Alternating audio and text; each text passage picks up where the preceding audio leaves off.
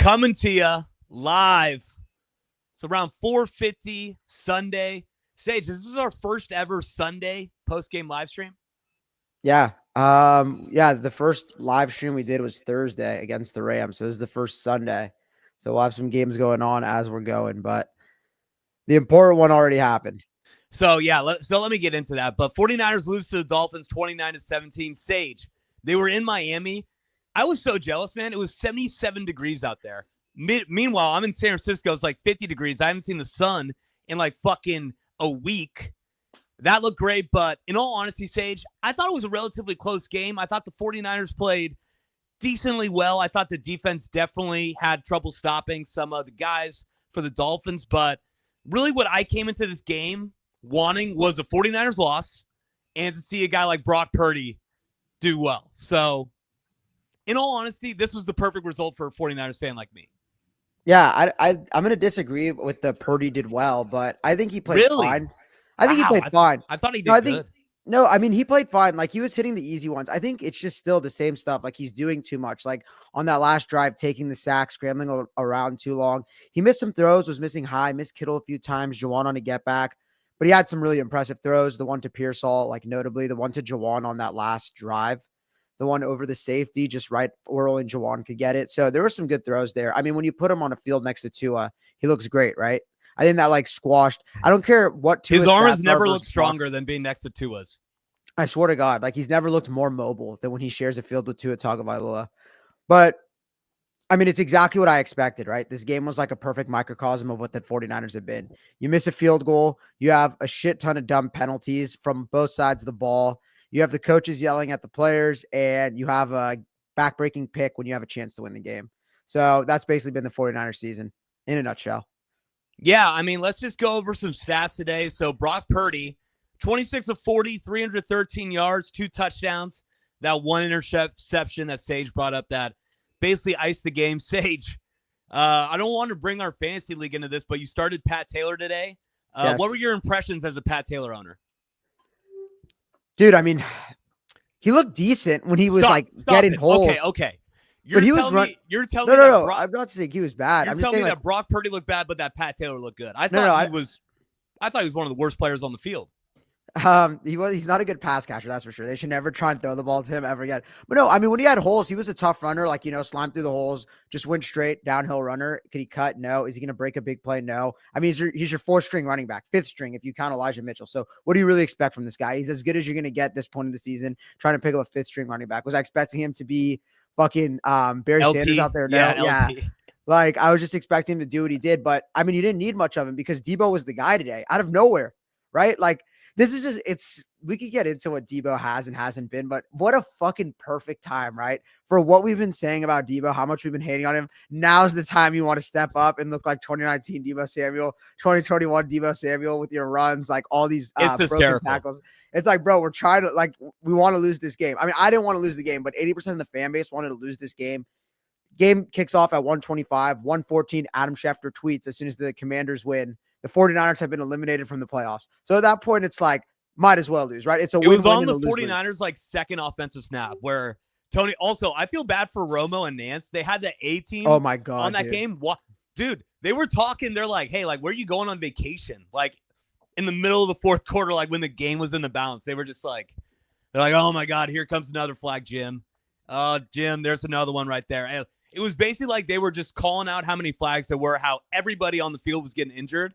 And basically, I don't know, just like they did not seem too interested in the game. It wasn't a Bills Chiefs AFC Championship level performance by the crew today. I will say that. I wrote that down. I said 1 possession game, 10 minutes left in the 4th quarter. They're talking about Nance's vacation in the mountains. That's how interested they are in the 49ers versus the Dolphins this week. I called it out when we were previewing the game. He did hit the tradition like none other.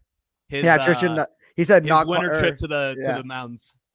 But yeah, like you mentioned, what was it? 11 penalties, 90 penalty yards. Backbreaking too. I mean, you had two possessions, right? Where you get it inside the 5, called back. You had a Pearsall illegal formation, just gets chewed out by the wide receiver. I think that's what got him chewed out. It was like, what the fuck are you doing, man? Even Tony Romo was giving him shit for that illegal formation. It's like, dude, I think all you gotta do is like line up by the ball. He had 2 or 3 penalties today. I mean, he had a decent game, 4 catches, 30 yards, but what you took away from the offense is worse than whatever you contributed. Because that catch he had, that catch down the field, was it the first drive? That was more Brock. I mean, Brock layered that pass. Beautiful. His best ball of the day, damn near. And after that, like 5 yards here, 4 yards here. I was disappointed in him yet again. I mean, you have Debo in the backfield, really. Juwan's not doing much. Couldn't really step up against the Dolphins secondary that is not that great. I mean, they couldn't tackle, they couldn't guard, and you couldn't really get separation. So, I don't know. Just looking at the Niners, it was just exactly what I expected, right? I mean, did you expect any more? Did you expect any less? I don't know. In all honesty, Sage, I mean, I feel like this situation's tough to really evaluate an NFL team because they're done. They've been injured the entire year, have racked up injuries even up until this game. I didn't even know I wasn't really following the 49ers inside information the past 3 days. I didn't even know if they were going to suit up guys like Fred, like we found out this morning that Bosa was going to play. When you're in a situation where you don't even know if you're going to play the guys because the season's over, it's hard for me to really say what I expected. So I thought the effort was there. I mean, I thought both teams were flying. Both teams were fighting hard for this game, which I got respect from the Niners. But, yeah, I mean, the defense looked shaky, in all honesty. I mean, they gave up that big play at the end there to kind of give up the game. But Tua seemed like he could kind of do whatever he wanted. I mean, Tyreek Hill, Devon A-Chain looked like an animal today. And, yeah, it just seemed like their playmakers were getting in space. The defense didn't really do its job. Did do well on third down, but on the offensive side of the ball, like you said, Sage, it was the back-breaking penalties that happened at the start of the game. I thought Brock Purdy played great. I mean, I thought this was kind of... Dude, do you really think that? I do. I thought he played good. I thought he looked really good today. Bro, really good? Dude, come on. Yeah, really? I mean, Sage, he was so indecisive. Like, I feel like he sailed a lot of passes. And Sage, they were coming after him. I mean, in that first half, he did not really have that much time in the pocket. Like, he really had to get the ball out quick. I think he got sacked at least twice. I mean, it was not looking good. Kyle Shanahan brought that up at halftime. He's like, well, we got to protect Brock because 3 sacks. The pass protection is terrible right now. Yeah, no, it was. I mean, he had balls batted down. He had Kittle wide open. He was being rushed, but I think his decision-making under pressure just hasn't been good. I mean, he doesn't throw the ball away. He takes sacks when you can't have him. Okay, so I have it here. So it's 313 passing yards, but 202 yards after catch. Right? You saw those screen passes to Kittle, which we've been harping for on the show. We saw the screen passes to Juszczyk getting involved. Debo, right? Debo finally, doing something after the catch. Do we want to just do the Debo combo? About just like what we expected from him this and what was we crazy. got? Or this was fucking it was a revelation. Crazy. It was literally a revelation. Tell me, like, he literally looked like Debo from the past couple of years. Am I wrong? I said the entire year. The entire year there was just something. I don't know if it was indecision or it was like we brought up. Maybe he just lost a step, but it seemed like he gained it all back today. Like, he was physical, fucking going head first into guys. Let's get the last stats, but I'm pretty sure it was about 96 yards receiving, 7 catches, 1 tug, took about 5 carries for 25 yards. I'd have to say that George Kittle was probably the best player on the Niners offense today, other than Brock. I'm saying out of the pass catchers, but Debo had a great day today, man. So this is interesting now because we've been trying to send Debo on the first bus out of the Bay Area, but I probably still lean that way, Sage. I still lean that way, but you got to think about what does this do for like Kyle Shanahan, seeing a Debo performance like this. Maybe before that game when he had probably the lowest career moment of his life on Thursday where he dropped that pass, the Levi's crowd was booing him. Everybody knows what he did before that game. Is this going to give Kyle Shanahan a reason to believe in Debo? I mean, yeah, like I said, it was either an audition to be part of the Dolphins because you know that they love all the old 49ers, or it was his audition to stay on the Niners because he brought it. I mean, him and Kittle were the only ones really I felt who brought it today. And I don't know, like if he's playing like this, why would you want to get rid of him? If you're going to cut him, it's going to be a cap hit. He's good. Maybe you could trade him. Maybe he's just up in his trade value. I don't think anyone's going to want to pay that for an old receiver expiring. Right? I mean, who would? Come on, bro. You know the NFL, man. There's always a couple dumbass franchises who are honestly willing to take some shots to just get another weapon in there, like middle of the year. The Giants. And Giants. For like a young quarterback. Like, I don't know. You're telling me that you couldn't see like who would be a perfect team? I don't know. Maybe like a Washington Jets? Commanders. What about like the Washington Commanders? I feel like Debo would actually be a good fit there with a guy like Jane Daniels.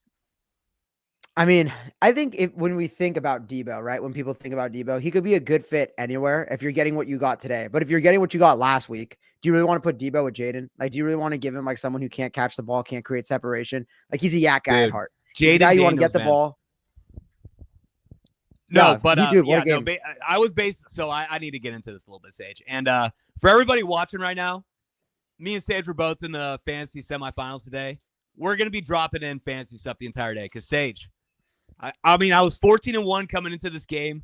Jane Daniels, my quarterback, dude, he looked fucking awesome today, man. I think he got about 45 points for me. That guy's insane. That's like a good quarterback. That's a great quarterback performance. That's lifting your team. I mean, they had a little momentum when Hurts goes down. I don't see that with Brock. I didn't see that with Brock. I'm going to tie it back to the 49ers. Yeah. I saw a lot of shitty quarterback play today.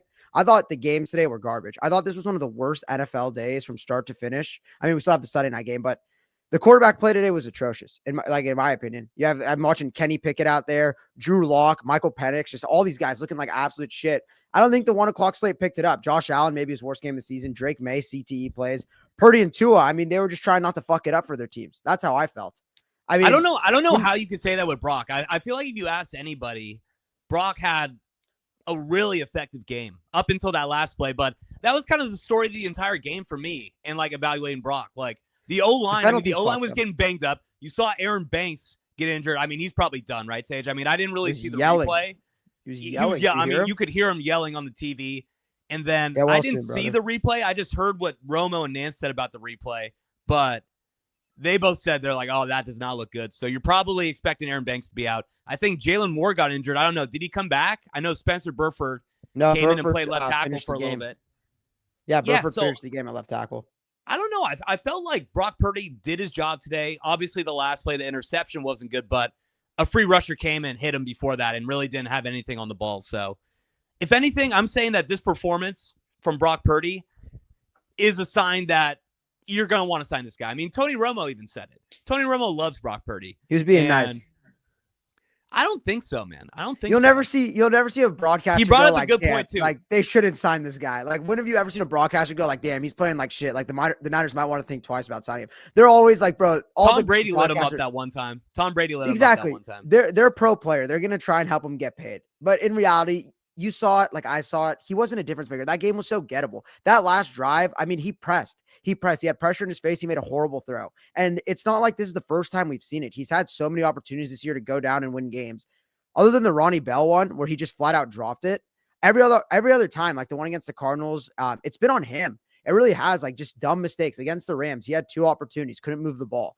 Today, I will say, I thought it was an average game. I don't think it was great, like how you think, but I don't think it was bad necessarily. I think he had so much. I wouldn't say great. I think he played pretty well. Okay. But I'm just saying, like, there was a lot left on the board because of dumbass fucking penalties. They'd get to the 50, it was like holding, unnecessary roughness. They just look so undisciplined. False start. 2 false starts where it was everybody but the center. So, Brendel, maybe get your shit together. You have 2 penalties where you get the ball inside the 10 and then it gets called all the way back. I think there was a holding. I think Debo had there was one where Debo caught it down to the 2, and then I think it was a holding on Aaron Banks, and then Purdy gets sacked after, and that led to the Jake Moody missed field goal. So funny enough, you bring that up. So I wrote this down, right? I said, this is within 2 plays. The first offensive possession, right? So Purdy throws it down. Debo catch and run down to the 2, called back, illegal formation. Ricky Pearsall goes to the side. Wide receiver coach Leonard Hankerson goes over, chews out Ricky Pearsall, yelling at him and getting in his face. The very next play, Moody misses a 41 field goal. Shanahan slams his tablet, yells out, motherfucker. Within 2 plays, you have 2 back-to-back boneheaded plays. I mean, Moody's probably gone. I can't imagine he's on this team next year, but you have the wide receiver coach chewing out Pearsall. You have Shanny chewing out Moody within fucking 30 seconds of the broadcast. So what are you trying to say? Are you trying to say that it's toxic? I mean, I feel like that's pretty. I've never seen that. That's kind of what happens. I mean, when Ricky Pearsall has a dipshit penalty, the wide receiver coach is probably going to light up into him a little bit. When Jake Moody, who's been pissing everybody in the Bay Area off for, what is it, 3 years now? Or no, 2. This is the second year, right? 2, yeah. For 2 years, and then he misses a 41-yard field goal where you're just trying to, I don't know, savor something positive out of the season by getting a win in Miami. Especially, like, Shanahan won this game going up against Mike McDaniel. Oh, of course. It's so funny, too, because after every season, someone's going to get scapegoated. Mike McDaniel was with him for, like, 12 years. Yeah, did you see that? I think I mentioned it on the last broadcast about them in Cleveland, like how they look so different. Like McDaniels was a little chubby. Now he just looks like what'd you call him? You called him something like He looks like Napoleon Dynamite's brother after he yeah, gets the girlfriend a little bit. yeah. And And just a Miami Coke dealer, like a Miami Coke exactly. dealer. Yeah. Yeah, they've come up. So it meant a lot to him. But I think they don't have bad blood like him and LaFleur. I think it's more No. so just like trying to like put him in his place. So him and LaFleur are actually cool. Are they? It seems like They I don't did know. have Maybe beef. it's just They the did have stories. beef, but they They're cool squashed it now. apparently. Yeah. But yeah, I mean Moody, man. What You think he's gone? I mean, I think with kickers, it's funny because remember Aguayo from the Buccaneers, the guy Yeah, that they of course. drafted? What was it, first or second round? I can't remember. I don't think it was first round. I don't think I've ever seen I a think kicker it might go have in the been first first round. But No way. they I'll cut take him it. after his second year. Yeah. I mean, quickly, right? It doesn't get much better. With kickers, I mean, it's not a situation where like you draft a quarterback. It's like, hey, second man, round. This guy's like our franchise. We need to give him 3 years to see if he's going to be the guy. With a kicker, if he misses like half his kicks in the first year and is really shaky out the gate the second year, you're like, okay, this guy's just not a good kicker. We fucked up the pick. We just need to get a guy in there who's going to hit kicks, right? It's harder to find though. Right? You know Shanahan hates it. You know Shanahan hates his guts. Yeah, when do you ever see the head coach chewing out his kicker, right? And it never happens. You got to build this guy's confidence. And instead, like you're just like motherfucking him. You have Debo trying to throat punch him. Oh, I was about to say Debo should have hit him with another. Debo would have actually I would have given Debo credit today if he hit him with a lock in. Yeah, that's like what I'm like, all right, like, Debo, you're actually performing today. Like, I'll give you a chance to like give Jake Moody shit on that one.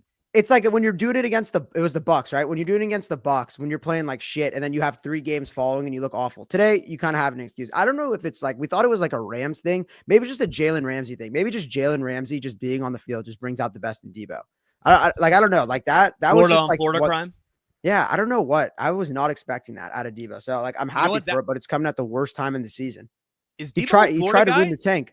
Is Debo a Miami guy or no? He's from Carolina, right? I was gonna say he went to South Carolina. He seems like I think he's a Carolina guy. I know Jalen Ramsey's I think he was a Florida guy born and raised, but I mean, Sage, we kind of brought this up a little bit on the last episode, but you really don't like Shanahan sometimes. I feel like you've been pretty critical of him today. When I look at Shanahan's performance today, I thought that there were some good play calls. I mean, it was kind of surprising. You liked it at the moment, but then you kind of think about it, you're like, why is there so much creativity when we're officially out of the playoff race? Like, where was a lot of this stuff today? I mean, there was a lot of screen passes to guys like George Kittle, Deebo Samuel. I think this was the game that the 49ers had the most big plays all year, like 20-plus yard plays.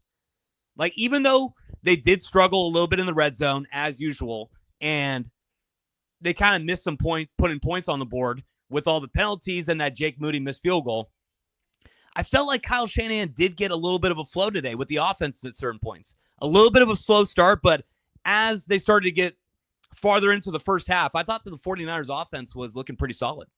No, I mean, he schemed open Saubert on that touchdown. He's on that first drive or that second drive. He had Kittle. He schemed Kittle wide open. Just Purdy got it knocked down. Common theme of the year. Balls back. Yes, yeah, that was a bad one.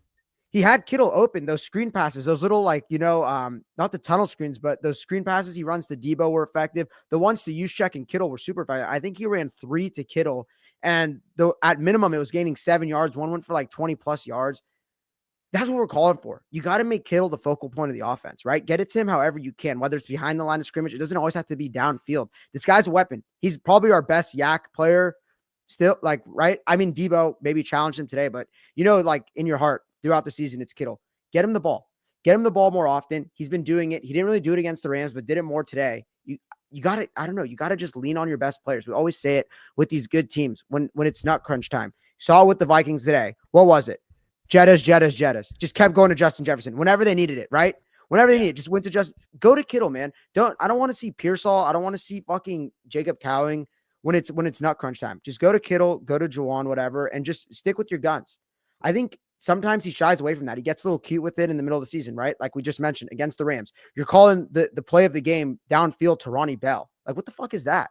Like, what is that? Like, we never want to see that again. You never see any team do that. You'll never see the Vikings drawing up a game-winning play to Naylor or someone like random.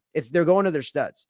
So I feel like when he gets Kittle, when he has like a game plan around Kittle, what I love today is we said it, Chase. The first thing we said is Patrick Taylor Jr. doesn't really look like an NFL running back. So what did he do? Minimize Patrick Taylor Jr. as much as possible. You know what? 3rd down and 1, you could get the ball here, right? You could go get your ass kicked in between the tackles. But you know what? When we're going to run to the outside, here's Debo, someone who could actually maybe bust the play open. So I liked what he did. I liked how he distributed it. I'm just going to fall back to it. I just think Brock didn't do enough.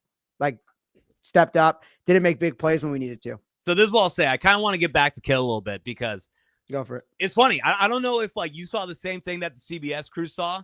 You brought up how where does Kittle really rank all-time tight ends? You said he's probably number 3 when it comes to Gronkowski, Kelsey. But did you see that graphic that they put up in about the middle of the game? Yes. So basically, George Kittle has the 3rd highest receiving yards per game out of tight ends in NFL history, behind Gronkowski, behind Travis Kelsey, but in front of guys like Tony Gonzalez, and I think it was Antonio Gates or Kellen Winslow that they put up there. I feel like, I said that Kittle's a Hall of Famer. You were kind of a little bit hesitant on it. I mean, I don't know how this guy's not a Hall of Famer, Sage. I don't know how this guy doesn't go to Cannes one day. No, I mean, maybe I was being a little like, pessimistic. And this is what I'll say for the rest of the episode.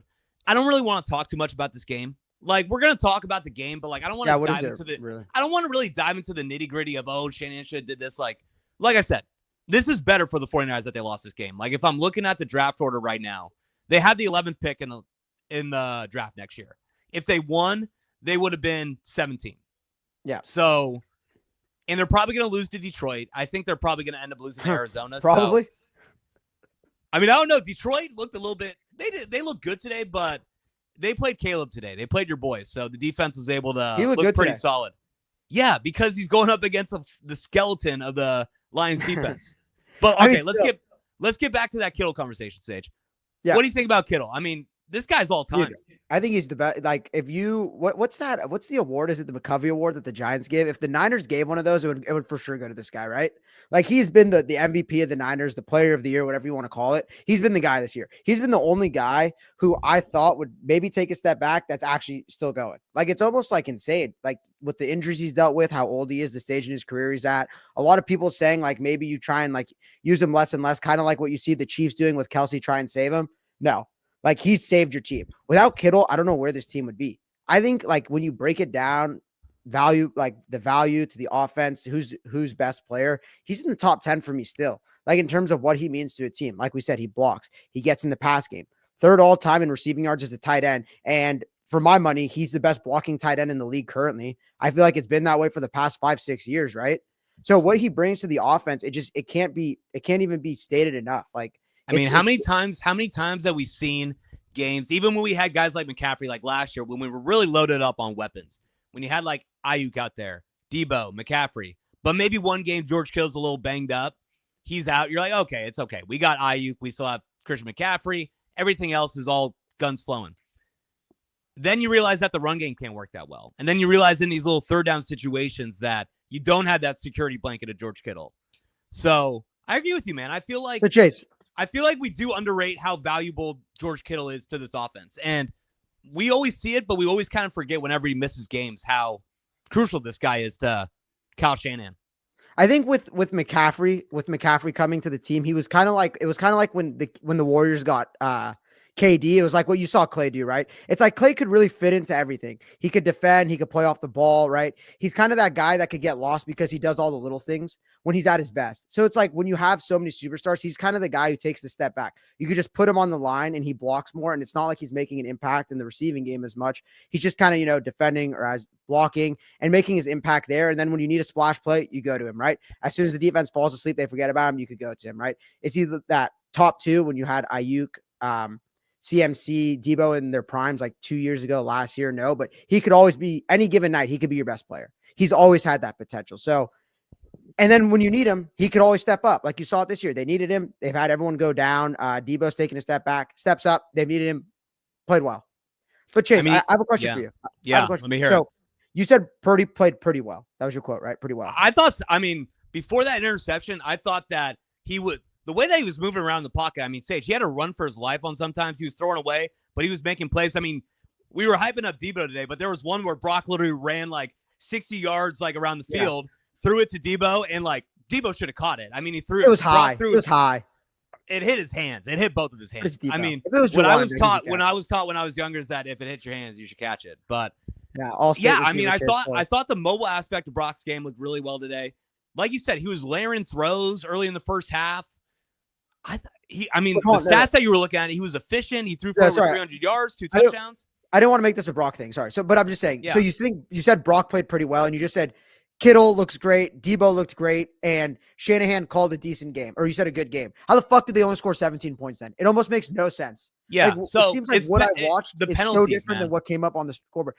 Yes, the penalties. You say the missed kick like it should have been 20. I mean, a 40-yarder. That's a gimme, damn near, right? When you have a third round pick kicking field goals, you'd expect that to be a gimme. In Miami, like you said, it's fucking 80 degrees. You got to hit that. But what is it? It's back-to-back weeks. The offense just comes out fucking limp dick. It makes no sense. It really makes no sense because the Rams defense, we said it, they're so gettable. On the ground, you could pass on them. They're not good. The Dolphins defense, we saw what they've been. Have they been top 10? No. Are they the shits? No, but you could move the ball on them. Teams have been moving the ball on them like pretty easily. They're banged up, and you couldn't really do it. Like it's so strange. I mean, I just feel like once they cross the 50, the play calls just get so stale. They stall out. Like so many drives just stall out. It's not many 3 and outs, but it's not many long drives that end well.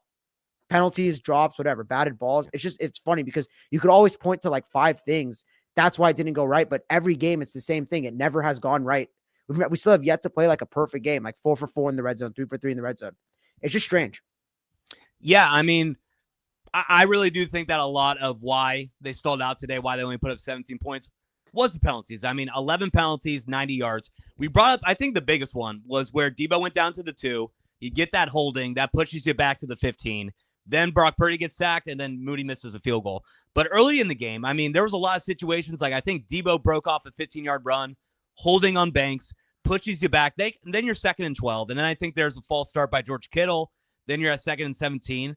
And I don't think the Niners had that many drives today. I think that both teams were kind of doing a good job of taking off a lot of play clock. So when you think about it, if you have 3 to 4 drives that stall out because you put yourself in situations where you get penalties, you put yourself in 2nd and 3rd and longs, that really is kind of what it comes down to. I mean, in football, it's really weird. Like now I kind of realize this as I'm looking more closely at the games. Like sometimes you only have 11 possessions. And if you fuck up on 3 possessions, that could really be the difference. That could be the difference. So even though the Niners offense, I think they had what? Did they have about 400 yards today?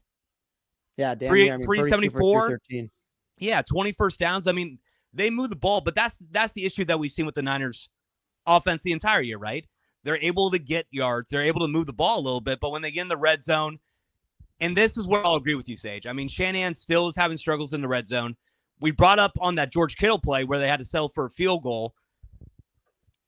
Sometimes it's difficult for Brock because I feel like with Shanahan's offense, a lot of teams know, okay, when they're in short yardage spots, they're going to go for the slants. We kind of know that Brock doesn't have that much arm strength. He's going to try to stick to the middle of the field. So what do those D linemen do in situations around the goal line? They just, no matter what, they'll put their hands up. And George Kittle was wide open on that one, Sage. And seen him open.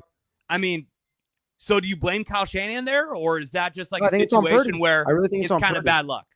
No, I think it's Purdy. You're just small. Like you're just small. It's not his fault. That's happened throughout. Like even with Jimmy Garoppolo. I mean, how many times did you see the ball batted down at the line of scrimmage with Jimmy? I mean, he's not a stature in the pocket either. He's a small guy too. I think that's what it is. Like genuinely, 6'2". He's 6'2". I mean, but still, I just say like it's gonna. Not happen. Like he's Drew Brees. It's gonna happen, right? Like it's just gonna happen. But with Purdy, we've seen it all year. It's been happening. So I just think it's like a recurring thing for a reason. It's not just coincidental. He's just a small guy. Romo said it. 4th most in the NFL. So I mean, what is that by coincidence? Are the defenders just seeing over our O-line better? Like, no, it's just because he's small. He doesn't drop back too deep because he doesn't have a strong enough arm to make up for it. So I didn't see it happening to Tua too much. Why? Because he drops back, gets it out quick. I mean, 0 sacks, not that many pressures today from the defense. Tua, they were getting the ball out quick. He was decisive. That's the one thing I will say. Purdy holding on to it a little too long, right? Letting it develop a little too much, running around, taking bad sacks. So he said he took 3 sacks. I think 2 were on him, just like running around. You got to get it out. Got to get it out. Is that fair to say? Well, I don't know. You're saying 2 sacks were on him. I feel like, in all honesty, he scrambled his life away.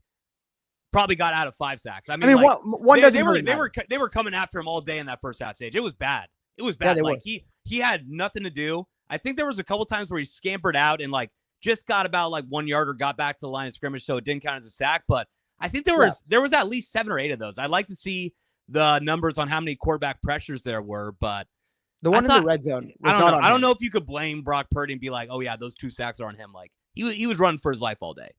It's another thing. We haven't really seen it, right? We gotta dive into the tape, see who is open, but he was just holding on to the ball a lot. Like it's not quick anymore. It's not coming out quick. I don't know what's happened to this. Where that first drive is. Do you know what's happening? You know what's happening? Like we love Juwan Jennings. We love Juwan Jennings, right? Okay. Let's be honest. Dude probably isn't the best at getting open one-on-one. He's not really a speed demon. So you're saying it's a personnel thing? Yeah, I think that the fact that you're losing guys like Brandon Ayuk, Christian McCaffrey, it's going to make it hard for a lot of guys to get open. I mean, Deebo Samuel, even though he had a better game today, I know the entire year that he can't get separation on these routes. I mean, this was even something that we saw last year in the playoffs with him. We saw it all this year. Like I said, Juwan Jennings, great wide receiver 3. I don't think that he's a guy that you can rely on like a Justin Jefferson or something to get open on big plays. George Kittle's great, but he really sticks to the middle of the field. He tries to find soft spots in the zone. So when you're saying that he's holding on to the ball, I feel like it's really just trying to make a play, and nothing's really out there. Like Patrick Taylor, we brought it up a little bit, but Patrick Taylor in the backfield, that guy's not giving you anything. He's not going to get open on a third down or anything. He wasn't an issue for the defense today. So but Deebo was. I think that you're a little bit too critical of Brock. Like you're saying that he's trying to do too much, but I feel like if he doesn't try to move around and make a play happen, extend the play a little bit, just nothing's open, and the rush is getting there quick. Chase, I'm not saying like the O-line is injured as fuck right now, Sage. Like they're not doing good. Okay, you could say that. I'm just saying there's 2 standards to hold him to, right? Because the season's over. So you're just holding him to are you going to pay him? Like, is he a $60 million a year quarterback? Is he worth the extension? I mean, was Romo talking about the game today, or was he just keep mentioning the contract and extending him? No one really gives a fuck about the outcome of the game, right? Maybe the Dolphins have a 6% chance to make it. They were trying to hold on to that story because of how uninteresting the storylines were for this game. They threw on the McDaniel Shanahan graphic. I think they actually do have a solid chance, Adrian. I think they do. They do. But just saying, like, that's the story for the Niners, right? It's the draft now. You were eliminated before the game started. It's the draft. Are you going to extend Purdy? I just didn't see it today. Like, and it's not just today. I think now that's 3 weeks in a row dating back to Buffalo. I just haven't seen it. I really haven't seen it. I think ever since the Ravens game, really, the book might have been out on him, right? I feel like defenses are adjusting to him, and I just haven't seen what I saw that first half of last year. The guy was leading the MVP race for 7 weeks last year, damn near. And I just haven't seen that at all. Like, there hasn't been a single moment this year where I thought he's looked like a top 10 quarterback. Genuinely. Like, I don't believe that at all. That he's like looked like anywhere near what he's looked last year. I know you disagree. You think he's played his best ball this year, but I don't know. Hold on. Don't put words in my mouth. That's not what I believe. Okay. That's what I thought you said. Never mind. But I thought you said that you thought at the beginning of the year he was playing some of his best ball. So, okay. So that's what I'll say. At the beginning of the year, I thought that Brock Purdy looked great. But Sage, Tony Romo brought it up. He said, he brought up how, what was it, Toyotathon? He got all the O-linemen Toyotas, right? Dude, they probably pay him more than so he's thinking about it. He's like, oh, I don't know. Maybe there's a little bit of maybe he knows that something's going on, that he's going to get paid big this year. Romo brought it up. They're going to sign him to big money. I mean, I don't know, Sage. Like, how many times I want to have this discussion now because I think that's going to be good. But how many times we have to have the same discussion? Okay, you didn't see enough from Brock today. I don't know. I thought he played really well. But what are the other options outside of Brock? You going to draft a guy? Are you going to get a guy like Kirk Cousins? Are you going to trade for a guy like Trevor Lawrence? This guy's been in your system for 3 years. He's taken it to the Super Bowl. He took it to NFC Championship game. A lot of people are going to, let's be honest, I don't think anybody after last year, when I think relatively, he was around 50-50 with Mahomes in the Super Bowl. I mean, he was up 3 in the overtime. I definitely think that Mahomes had the advantage, but it really wasn't too clear. If you look at the stats, they basically had the same stats. What I'm trying to say is that after that game, everybody was on Brock's side. This year, that all changes after about 15 games. Let's be honest, Sage. Everything is broken down around him. The O-line, you haven't had Trent for the past 5 weeks, right? You lose your number one weapon in Brandon Ayuk. The offensive player of the year, Christian McCaffrey, was out. I think how many games did McCaffrey end up playing? Like 3 or 4 or 5? Maybe probably like 3.5, maybe. Yeah, and Deebo Samuel has had his worst season of all time. Kyle Shanahan has never been in a bigger struggle when it comes to calling plays. So it seems like a lot of people want to take all this stuff that's happened to the 49ers this year, and they want to put blame on somebody. They don't want to admit that it's a Super Bowl hangover, that there's a lot of injuries, that in all reality, there's some contracts that you handed out that aren't working out that well. You probably need to cut off some guys who have been on the team for a little bit, and they want to put blame on somebody, so it goes to Shanahan or it goes to Purdy. I think that you got to sign Purdy for big money, Sage, because that's just how it works in the NFL. I mean, every team does it. We saw it happen with Kirk Cousins in Minnesota. We saw it happen with Trevor Lawrence last year. We've seen it happen with Dak twice. I mean, we've seen it happen with Kirk Cousins like 3 times. When you have a top 13 quarterback in the league, you got to sign him because they're not a dime a dozen. There's not that many out there, and they're by far the most important thing in the sport. Kyle Shanahan seems like you trust Brock a lot. Brock knows the system. We all know that with Kyle Shanahan. It takes about a year to get up to date with the system. So you really do have a 2 to 3 year window when you can realistically still compete in the NFC, try to get back to the Super Bowl. You don't want to throw a new quarterback in there. You're going to have to sign Brock. I mean, the writing's on the wall, Sage. They're going to sign him. So I don't get why people are still arguing this across the board when it's going to happen. They're going to sign him in big money this offseason. All right, let's not argue about it then. What's the next topic here? Well, I don't know. You asked my opinion. Okay, then whose fault is it? Why are the Niners 6-9? Why are they 6-9? Whose fault is it? Are you just gonna say injuries? Like, is it just injuries? I mean, dude, they're 6-9. That's a big reason, Sage. I mean, are we really just gonna gloss over the fact and say that has nothing to do with it? I think that Kyle Shanahan's not had his best year. I think that a couple people that you expected to be around Pro Bowl level performers like Deebo Samuel have not lived up to it. And okay. Hold up. At the end of games, I mean, we've lost like 3 games where we had lead late in games. If you switch that up a little bit, then the season's looking a little bit better. I feel like we've had bad luck, not only with injuries, but also in games.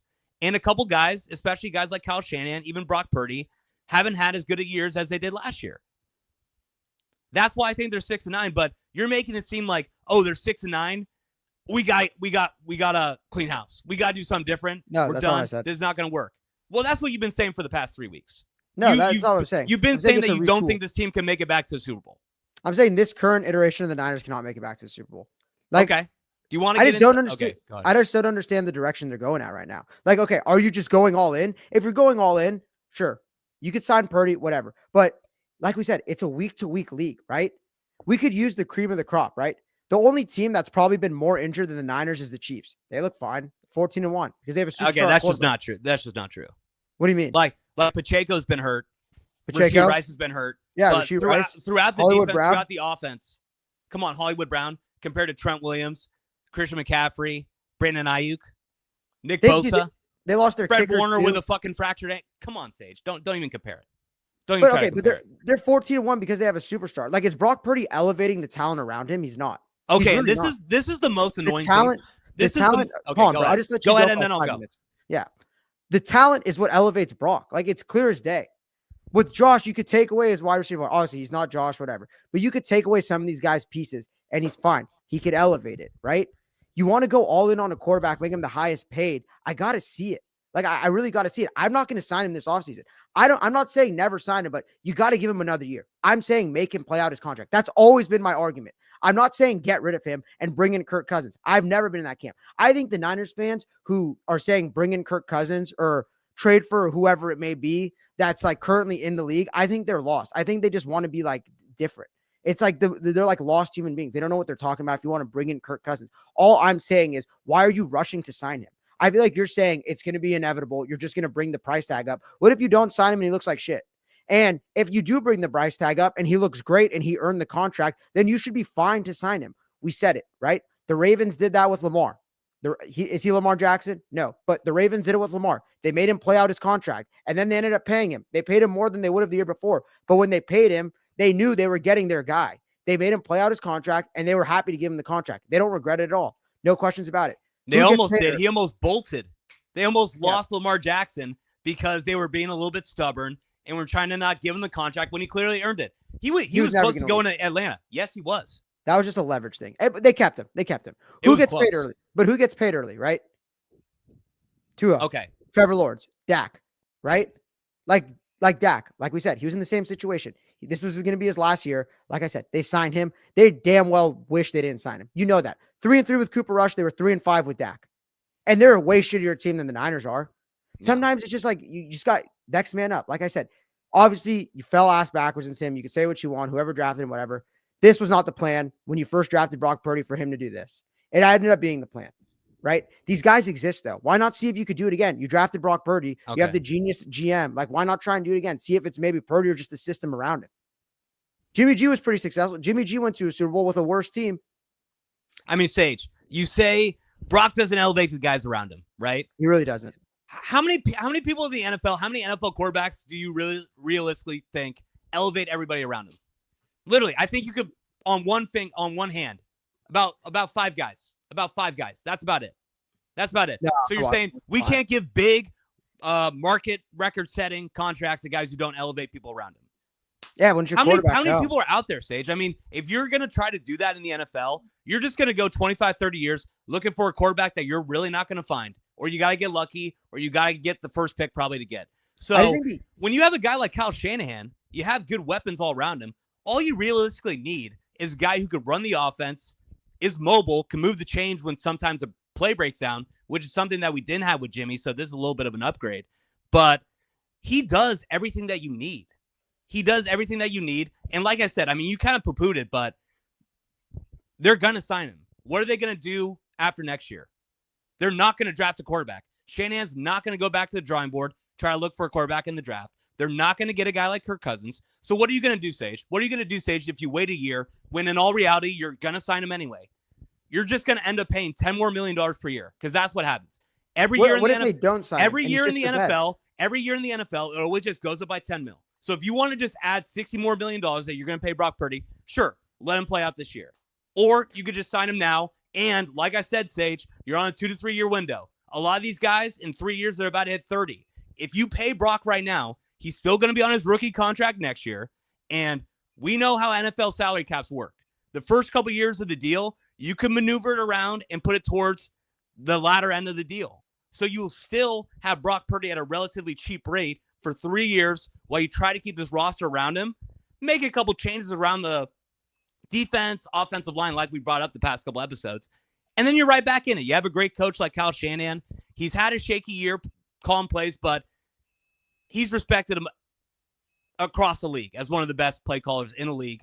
We've seen it the past 5 years that this offense could be revolutionary at times, and he's carried us deep to the playoffs. So I just feel like we're expecting Brock to eventually become something that he's never going to be. He's never going to be the guy who's lining it up, throwing 80-yard darts, and you're like, oh, my God, this guy's running around like Jane Daniels. He could just take, like, 3 wide receivers who are really not that good, make them into all-pros, like Aaron Rodgers does with guys like Devontae Adams, everything like that. He's not going to be that guy, but he could run a system. He's mobile.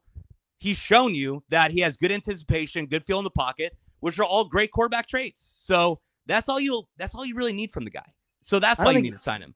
I don't think he has good feel in the pocket, really. I think he bails really the pocket. I think he could scramble. You don't see him step up and make throws in the pocket, really.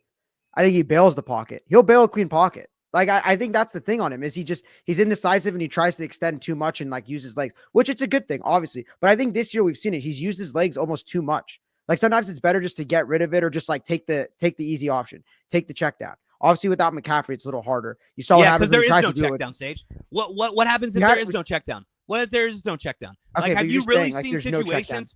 Have you seen situations throughout the year where there's nothing really open? I mean, if you look at all the guys talking on the tape, that's it. That's really what it comes down to. When defenses play man-to-man coverage against the 49ers, they can't get open. So if you're Brock Purdy, what do you do if they can't get open? Realistically, for example, in the NFL, you only have 3 to 4 seconds. You only have 3 to 4 seconds to have a play happen. If nobody gets open, you have to move around. You have to make something happen. I mean, I like a guy who tries to make something happen instead of a guy like Alex Smith back in the day where he's just going to fucking throw it away, sail it 20 yards out of bounds. So you're trying to make it seem like he's trying to do too much, like he just needs to take that easy pass, but it's not there. It hasn't been there all year. And I feel like a lot of people are trying to diss Brock for how he moves around. And I think he's just been doing good. Like last week against the Rams, right? Yeah, he just scrambles, throws the ball to Juwan, had Guerrero wide open on the check down, right? He had Pearsall too, right?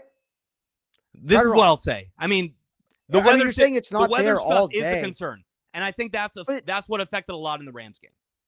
But that's so you're just saying you're just gonna brush it off as it's a concern? Like, is that not something that's like a red flag that he can't throw in any condition? Like, why did he look good today? Because it was fucking like it was hot, warm but not hot. It was 80, but goddamn, if it was 90 degrees, it would have been a much different looking Brock. That ball would have been slipping out of his hands like against the Cardinals when it was fucking like 100 degrees on the field. I'm just saying, like, I think there's so many red flags around him. He's had 2 injuries to his throwing arm. He already didn't have not significant injuries. I mean, the one to his elbow, it hasn't required surgery. But I mean, like, I feel like that's significant. The one to the shoulder, maybe not so much, but that's 2 in 2.5 years is all I'm saying, right? He's had to miss time. I guess he didn't have. I mean, he kind of missed time, right? If you count the NFC Championship game, but 2 years in a row, he's had to miss time, right? And the 1 year he didn't have to miss time, he played half the season. So, is he durable? Is he going to last in the NFL? He's taking hits at like a crazy rate now, scrambling around, moving, running around the pocket. I just don't trust him.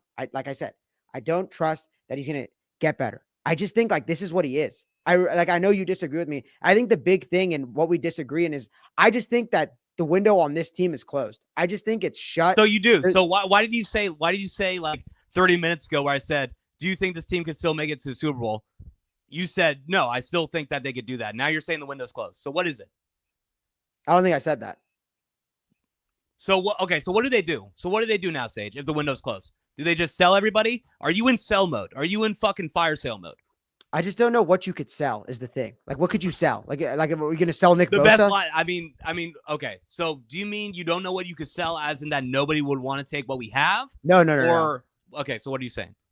Like, I'm just saying, like, this iteration of the team, I just think is done. Like, I like you see it in the league. Like, what for me is to believe that Christian McCaffrey's going to come back next year and be the Christian McCaffrey that he was last year. He's had a lot of injuries in his career. Trent Williams, another year older. Would you admit that he's looked worse every year since we've had him, or do you not think that?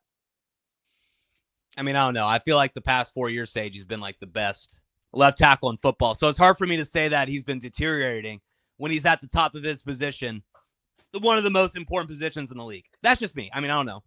Maybe you've been hitting the tape and you could see a little bit of a deterioration. I feel like this year you could say that for sure. Right. Like, that's what I just think, like, when we first got him, it was like you see him going out in motion, taking out like safeties, going in, like running around, like run behind Trent Williams, almost as effective as the tush push. This year, it's like a lot of holdings. Like, you see some pressure coming off the left. It was like, maybe you're starting to see it, but what is he, 37 years old? That happens, right? It happens. Gets injured, starting to get injured. Got injured at the end of last year, injured this year. And then obviously what happened with him taking time off, probably not going to see him again. I just think, like, if you remove him from the O-line, like, it's a nightmare. It's a nightmare. Like, Pooney today did not look good. But Aaron I thought it was Purdy's fault. What do you mean? I thought it was Purdy's fault. I thought it wasn't the O-line. Well, it's a coalition. Like I said, when we did the Lynch thing, I think the personnel is not good, but I also don't think that Purdy's elevating like what he could do. Like, it's a lot of things. That's what I'm saying. Like, there's no easy fix. Like, it's not just we're going to sign Brock Purdy to $60 million a year. We're going to run it back. Ayuk's going to come back healthy. Greenlaw got hurt again today, and it was the other leg. Kind of concerning. Probably wrap him in bubble wrap. Don't let him play again this season. But you just see it. They're dropping like flies. And I just think it's an old team. They're starting to get injured. Are they injury prone or are they old, right? Third oldest team in the league. I think we tweeted it out the other day. It's concerning. Like, it's red flag. So I just think, like, signing him to go all in, you're just going to, like, trap yourself in the middle because he's good enough to win you games. Like we said, he's 10 to 15, right? Like, we did the Purdy or the other day. We said the most optimistic, he's 12 or 13. And if we're being as pessimistic as possible, he was 16 or 17. So what's the point? Like, I'm just what's the point? It's Super Bowl or bust. What's the point? I mean, what are we talking about here? I mean, you're looking for a perfect answer in a situation where you're never going to have that perfect answer. You're saying, okay, well, you know what? I want a quarterback who elevates all the guys around him, probably for cheap. And I want to get rid of a lot of the old pieces of the roster and bring in talented new guys. Like, that's fine. That's not really a reality, Sage. Like, I mean, look at guys look at the Dolphins. I mean, they signed Tua. You see all these teams having to do these contracts because that's just the reality of the situation. What's that mean, having to do? I mean, okay, so what's really the roadmap for the 49ers, Sage, over the next 4 years in your mind? What's the best roadmap? Because it seems like you don't want Purdy to be the future quarterback. You don't think they can win a Super Bowl. So, and you're saying, what's the point? It's Super Bowl or bust. What's the point? So what's your perfect roadmap for the 49ers over the next 4 years? That's realistic. I haven't thought this out. I mean, like 4 years? Yeah, like best case scenario, what happens with the Niners in your opinion? Like going on what you want them to do with the roster, with the team, with the quarterback situation, all that. What's the best case scenario that you could lay out? I mean, the best case scenario because you have a lot of you're basically putting a lot of X's on signing Brock Purdy, keeping some of the big name guys, and really just trying to retool this roster. You're kind of Xing out all that. You're saying that's not possible. So in your situation, what is the answer? What's your roadmap to get to where you want to be? If you're going to go all in, right? So I guess there's two, right? There's two roadmaps. Are you going to go all in? If you're going to go all in, right? Go back in time. Don't draft Pearsall, draft an O-lineman. Can't do that. So just go all in on the O-line. Whatever you cut around the edges, whatever you don't get from Hargrave or being off the roster, whatever you have in cap space, Debo, if you choose for him to be gone, whatever it is that you save, put it into the trenches. Something you haven't really done on the offensive side. I know you draft and invest a lot in the defensive line. Hasn't really worked out too much other than Bosa, right? Leonard Floyd didn't really have a great game today. The D tackles, dumb penalties. I mean, insanely stupid fucking unnecessary roughness. Put it back into the trenches, right? Start with the O-line, build that up. Like we said, when Trent Williams isn't out there, it's a disaster. It's a disaster. And am I to expect that it's just going to get better because we give Brock Purdy a contract? Fuck no. You could have Christian McCaffrey back. He's going to be running into a wall. I mean, like we said, Patrick Taylor was running into a fucking wall all game. Is he a good running back? No. But even if you are a good running back, we saw what it was like when Saquon was in the Giants. And then you put him in Philly. Night and day. I don't care who you have in the backfield. If you're running into the shittiest O-line in the league, it's not going to go anywhere. Your quarterback's small. He can't break tackles. He's just going to try and outrun anyone. And he's fragile. Gets hurt, whatever. Got to protect him. Like I'm saying, the perfect roadmap is you invest in protecting your fucking quarterback. I would rather get rid of two of our weapons. You're not going to invest in your quarterback, but you're going to invest to protect your quarterback. I think that's more important almost. Like what good, like even Mahomes, right? When his this is all kind of like, to me, this is all, you're just like laying this out. Like you're going to have to pay Brock. Like Brock is going to have to get paid. Like if not this year, then next year. That's what I'm saying. So you build up the O-lines to protect your quarterback. Then what? What if Brock has a semi-decent year next year, but the trenches look better? Then what do you do? The trenches look better. And what are you saying? Because you're basically saying that you need to invest around your quarterback. You need to protect your quarterback, but you're not even going to give your quarterback the contract. You're not going to solidify your quarterback position over the next 4 years. So you're basically building. Like, I just don't get that. I'm just saying, don't pay him this year. Don't pay him this year. Just make him play it out. I think make him play it out. And if the roster just looks next year like it does this year and they're healthy and they look like they're not ready to win, don't pay him. Because what's the point? If they pay him after, I'm just saying, okay, you let him play it out. Let everyone get healthy. And if they get injured and they're under 500, whatever, you reward him for his play. You can't reward him after this year. I just don't think you could reward him after what he put out this year. I think that's kind of asinine by you. If it's a situation where you have to reward Purdy, because this guy really did save the franchise. He saved the franchise from probably Kyle Shanahan and John Lynch being fired. Yeah, 100%. You got to think about that. Their own mistake. That's 100% true. I'm not arguing that at all. I mean, but that's their own fault. That's like literally their own fault. If anything, they set the franchise back. They were in prime position to win a Super Bowl, maybe two, if they don't make that trade. You add 3 first-round picks to what that team was last year, and say you hit on 1 or 2 of them, it could be all the world difference. You could be looked at as one of the best teams of all time, even with Purdy, for how like stacked that offense was. If you just had 1 extra D tackle, whatever it may be that you decided, build up that O-line, whatever. So it's on them. Did he save them? 100%. I'm not taking away from Brock. I'm not saying he's a bum, Chase. I think when we did our Purdy or that, I had him ranked higher than you did. I mean, you said you'd take Bo Nix over him. Well, that's just Purdy, because I love Bo Nix. I had Purdy in my top 13. Like, I'm not saying the guy's a bum. I'm not saying it's a bum. I'm just saying it just seems yeah, go ahead. I just think it's always win now mode when you have this much talent, whatever. So I'm just saying my argument is you let him play out next year. I'm not saying don't pay him. I'm not saying pay him. My whole time I'm just saying let him play out next year. If the roster goes backwards and they look like shit, I just don't know how you can pay him. Like if it looks like it does this year, I don't know how you could pay him. But The flip side, if they look good, they win 11, 12 games, and he's the main reason, you could pay him, reward him. Like I said, it's what the Ravens did. I'd feel much, much better paying him next year, like 10 million more a year, knowing we have the guy. I thought last year we had the guy. This year's kind of been alarming. Let me see it again. Maybe it's just a circumstance. Maybe it's the schedule. They've played in a lot of fucking tough weather games. For whatever it is, that's a struggle for him. But you got to see it again. You just got to see it again. You can't pay him early. You just can't pay him early. Because if it looks bad again next year and the contract extension hasn't even kicked in yet, you look like the dumbest motherfuckers ever. It just seems unrealistic to me that a guy who saved your franchise, I think you're right. Probably saved your jobs. I think they will pay him. Yeah, no, but that's what I mean. I mean, we could talk about this all. We could argue, but the reality is that you've only paid this guy about $2.5 million in his entire career. He's taking you to a Super Bowl, taking it to another NFC Championship game. Saved your jobs. This year, everything falls around him, and you're not going to pay the guy. You're going to make him try to prove it again, when in reality, what you could do is just sign him. And Sage, the argument that you brought up is the one that I've been bringing up the entire year. What do you have to do? You have to cut guys. You have to cut older weapons like Deebo Samuel, Kyle Juszczyk, even guys like Mooney Ward. Then you need to allocate some of that money, some of the draft capital towards the trenches. That D-line is a joke. I mean, we even saw it today towards the end of the game. They were getting gashed in the run game again. A-Chain was getting about like 10 yards a carry, it looked like. The O-line couldn't guard a soul. I mean, it's hard for Have they ever stopped the run in a key situation? Like, have they ever? No. Like, you see those situations where it's like, okay, the team has 3 timeouts. You know they're going to run it 3 times. It's going to be like 1 yard, 1 yard, 1 yard. The Niners, they get gashed every time. They always let it bleed out. Like, A-Chain could have just slid and ended the game. Wanted his stats, whatever, ran in for a touchdown. Didn't make a difference. But you never see the Niners get that clutch stop. Sorry, go ahead. No. But yeah, basically what I'm saying is that you need to make some cuts around the roster. I'm not saying roll back the same team.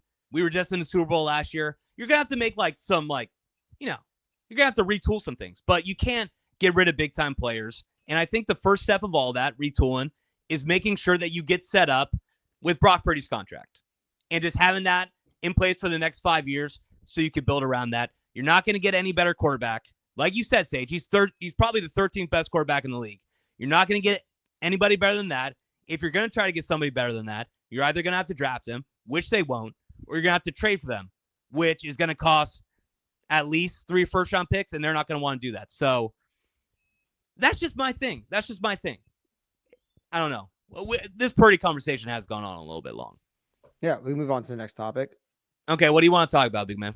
I just want to talk like some bright spots, right? Like, I thought Renardo Green played a hell of a game today. That was like my one note is he was step for step with Ty Hill, right? Like at the whole game. I thought that was like one of the like bright things. I was like, the defense, the secondary is flying around, like making tackles, staying with Ty Hill. I mean, Lenore, your boy, hit big play in the end zone, broke up a touchdown from Ty Hill. I thought like it's just so funny. Like we've mentioned it a bunch, but why this year of all years when we've needed the secondary in the past to be like the unit this year with all these young guys just like making plays. I mean, Travarius Ward was getting burned a little bit, a little alarming. Probably his last year on the team, but everyone else, man, stepped up, made some big plays. So like shout out Renardo Green, shout out Diomando Lenore. Right place, right time. I want to watch the tape because it's always funny with that with like cornerbacks. Like I think Renardo Green had 10 tackles today, right? So you could look at that, you could be like, oh my God, Renardo Green was flying around making tackles. Or his guy was just getting targeted. Yeah, or his guy was getting targeted and he was just getting a lot of catches and he was just right next to him and brought him down. So we'll see. Renardo Green, yeah. I mean, the thing is with what the Dolphins are, they operate. It's all quick passes. Like I said, they couldn't get a pass rush today because it's 1-2 and the ball's out every time with 2. It's a 2-step drop, ball's out on the second step. The time to pass is like probably the best in the league. So they didn't get us. We didn't have a chance. I don't think we got close to getting a sack today. I want to see the pressure numbers when they finally come out, but that's what it was. Yeah, we got 0 sacks. A lot of tackles behind the line of scrimmage. I could pull it up like what it was. Yak versus. So 215 yards passing for Tua, 145 yards after catch. So it's a lot of dinking and dunking, letting his playmakers make work. I mean, I've been calling it with Guerrero, but the way they use A-Chain in the pass game, like getting him out in space, they had him on a big run. Was it on D Winners? It was pretty good. Yeah. But yeah, they let up a lot in the underneath, which I guess when you're playing the Dolphins, you have to do. You can't let them beat you deep. What about Ty Hill though? I feel like that contract's looking really bad right now. I feel like he's on the back nine, Sage, for sure. I think he's done with Tua, to be honest with you. I think like Tua's not letting him cook. To be fair, Tua is the worst kind of quarterback for like a Ty Hill because, like you said, with Tua, doesn't have the strongest arm, really can't get away from pressure, doesn't want to get hit now because, I mean, we all know what happens with the concussions. A lot of people called for him to try retire, but he's going to try to get the ball out quick. He's not going to take a lot of time in the pocket. So that doesn't allow Ty Hill to really be doing what he does best, get downfield, break off that one-on-one coverage. What? I'm going to put you on the spot here a little bit. Yeah. I mean, maybe there's a few answers to this, but what do you think was Ty Hill's like just greatest singular play today? No, like in his career. Oh, it's kind of weird because I can't think of one play with Ty Hill. Wasn't there that one play? Was that in the Bills game where the game-winning catch in OT? Ravens. Remember that catch? What? It was the Ravens in Baltimore. Was it? Is what you're thinking of? No, so the one that I'm thinking of is where they were playing the Bills, and we all know they had 13 seconds left. The Bills scored a touchdown. 13, yeah. With 13 seconds left, KC got a field goal to tie it, send it to OT. I think that Ty Hill on like the third play in OT got like a 6-yard touchdown and scored and won the game. So that's one that sticks out to me. No, I think he ran it in to get them into field goal range. But I was thinking about the game-winning play against the Ravens where Mahomes escapes the pocket, rolls. It's basically just Tyreek Hill, backyard football, running around. Oh, you're talking about Wasp. You're talking about Wasp. Sure.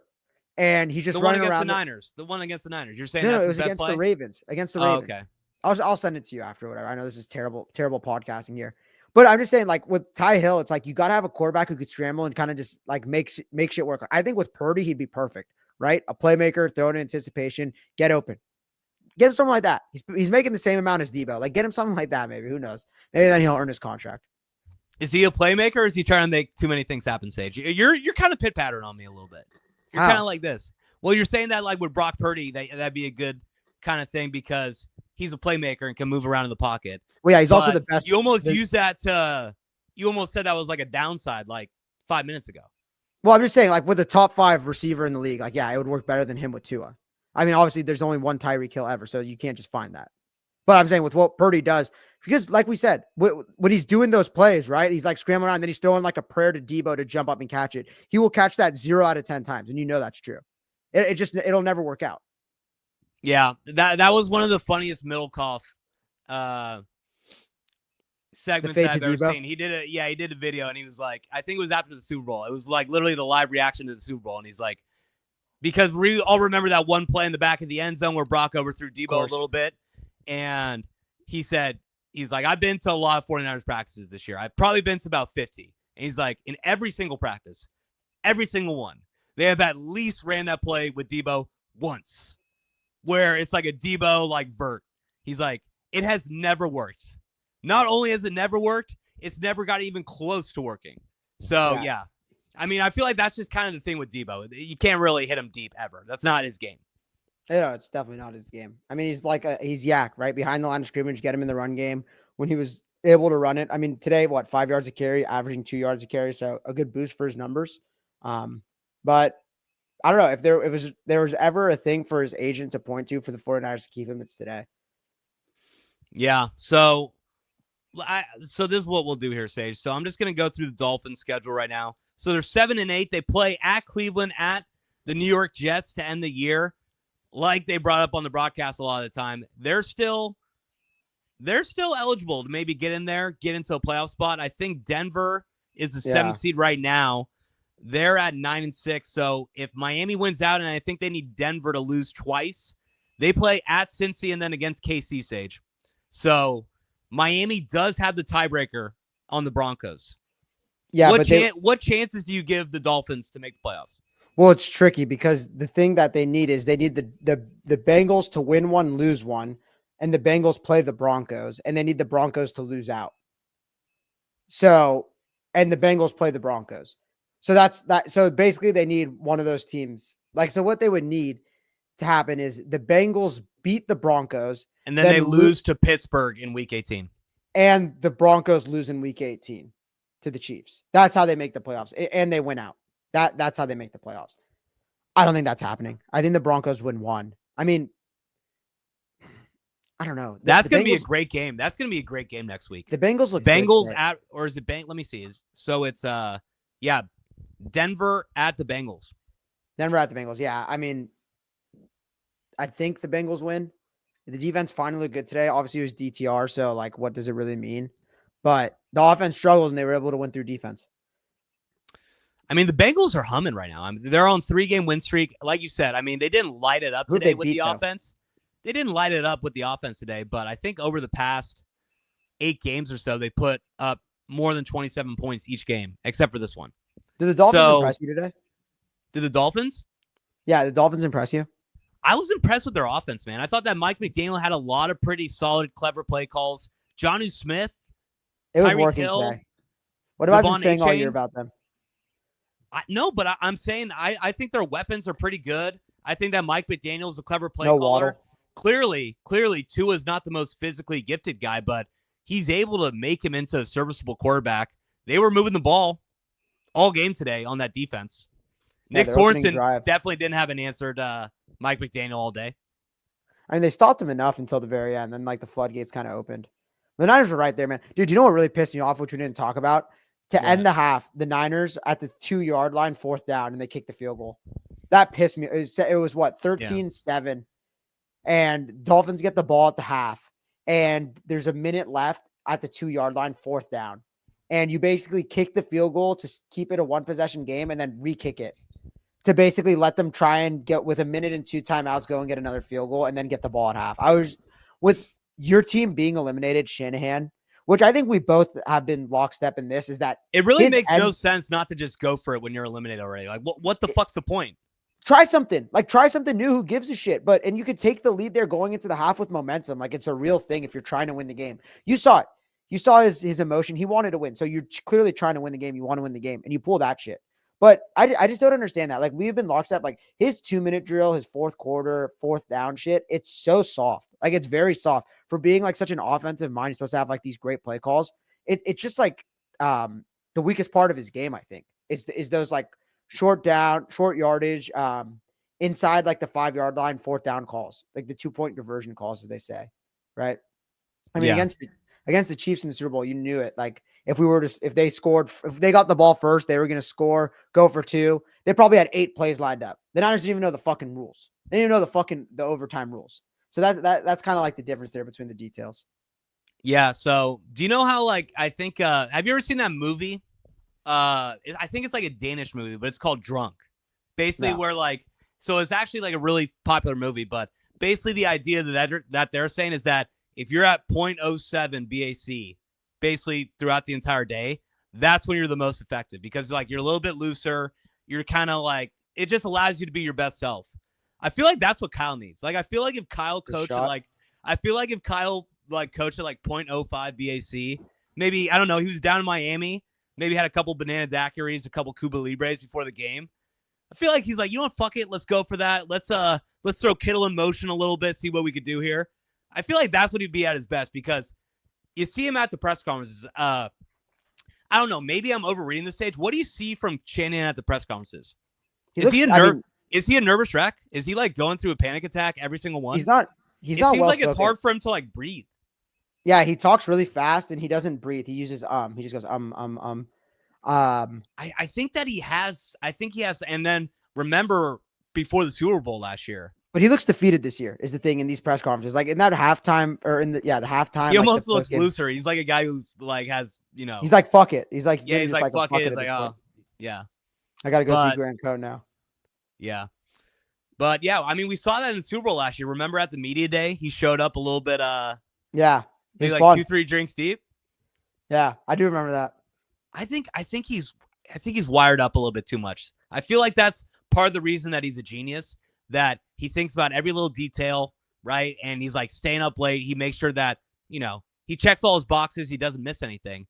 But in another sense, when you're in an in-game situation, when the pressure's so high in these key moments, it seems like he really overthinks, and he always tends to go with the cautious route. And that's something that has consistently hurt the Niners. I mean, Sage, how many times have we seen that in big-time playoff scenarios where him just being super cautious has affected them? Yeah, in the Super Bowl every time. Like it's just like they never want to try. They never want to try and go for it, like put themselves like in a vulnerable situation. So that Eagles game today, right? Like you saw like Sirianni, even with Pickett, like just kept going for it on fourth, like trying not to like he plays the momentum, right? It seems like he never wants to let the other team gain momentum, like 4th and 1, 4th and 2, even with Pickett, they're going for it. You see it with Campbell. I think Campbell's kind of a lunatic. I think Campbell, there's no rhyme, reason, or analytic behind it. He just feels it and he just wants to go for it always, like instill their will. I think Yeah, Shanahan needs to find like a high medium because he never goes for it. I like, do you know what though? Like Andy Reid never really goes for it either. Like he Bill doesn't. But there's a difference because yeah, he has Patrick Mahomes and he's like, if we just, and also he has like one of the best defenses in the league. So it's like a psych he's you like, I'm out not type going to thing. take any stupid risks that I don't need to when I have the best quarterback, and I also have a defense that could reliably get a stop whenever I need it. No, yeah, it's definitely different. I just don't think Kyle's creative though. I don't think like he has anything for those short yard. Like you saw the Ben Johnson play today to the touchdown to Laporta. Fumble. Yeah. Like, where's that, man? Like, why can't we ever think of something like that? Like, why can't we ever engineer something cool like that? Why is it all in Detroit? I can't wait for the next stream. I can't wait for that to be brought up on a stream. Like, probably, I don't know, this year, I don't think we're going to give a shit as much. But, like, next year when it's like, over. We're like back into the playoff scene, and like you bring that up, it's like, Huh. remember Ben Johnson making that play where he went for the fake fumble? Like, why can't Kyle do something like that? I mean, I feel like I've never seen that stage. That was the first for me.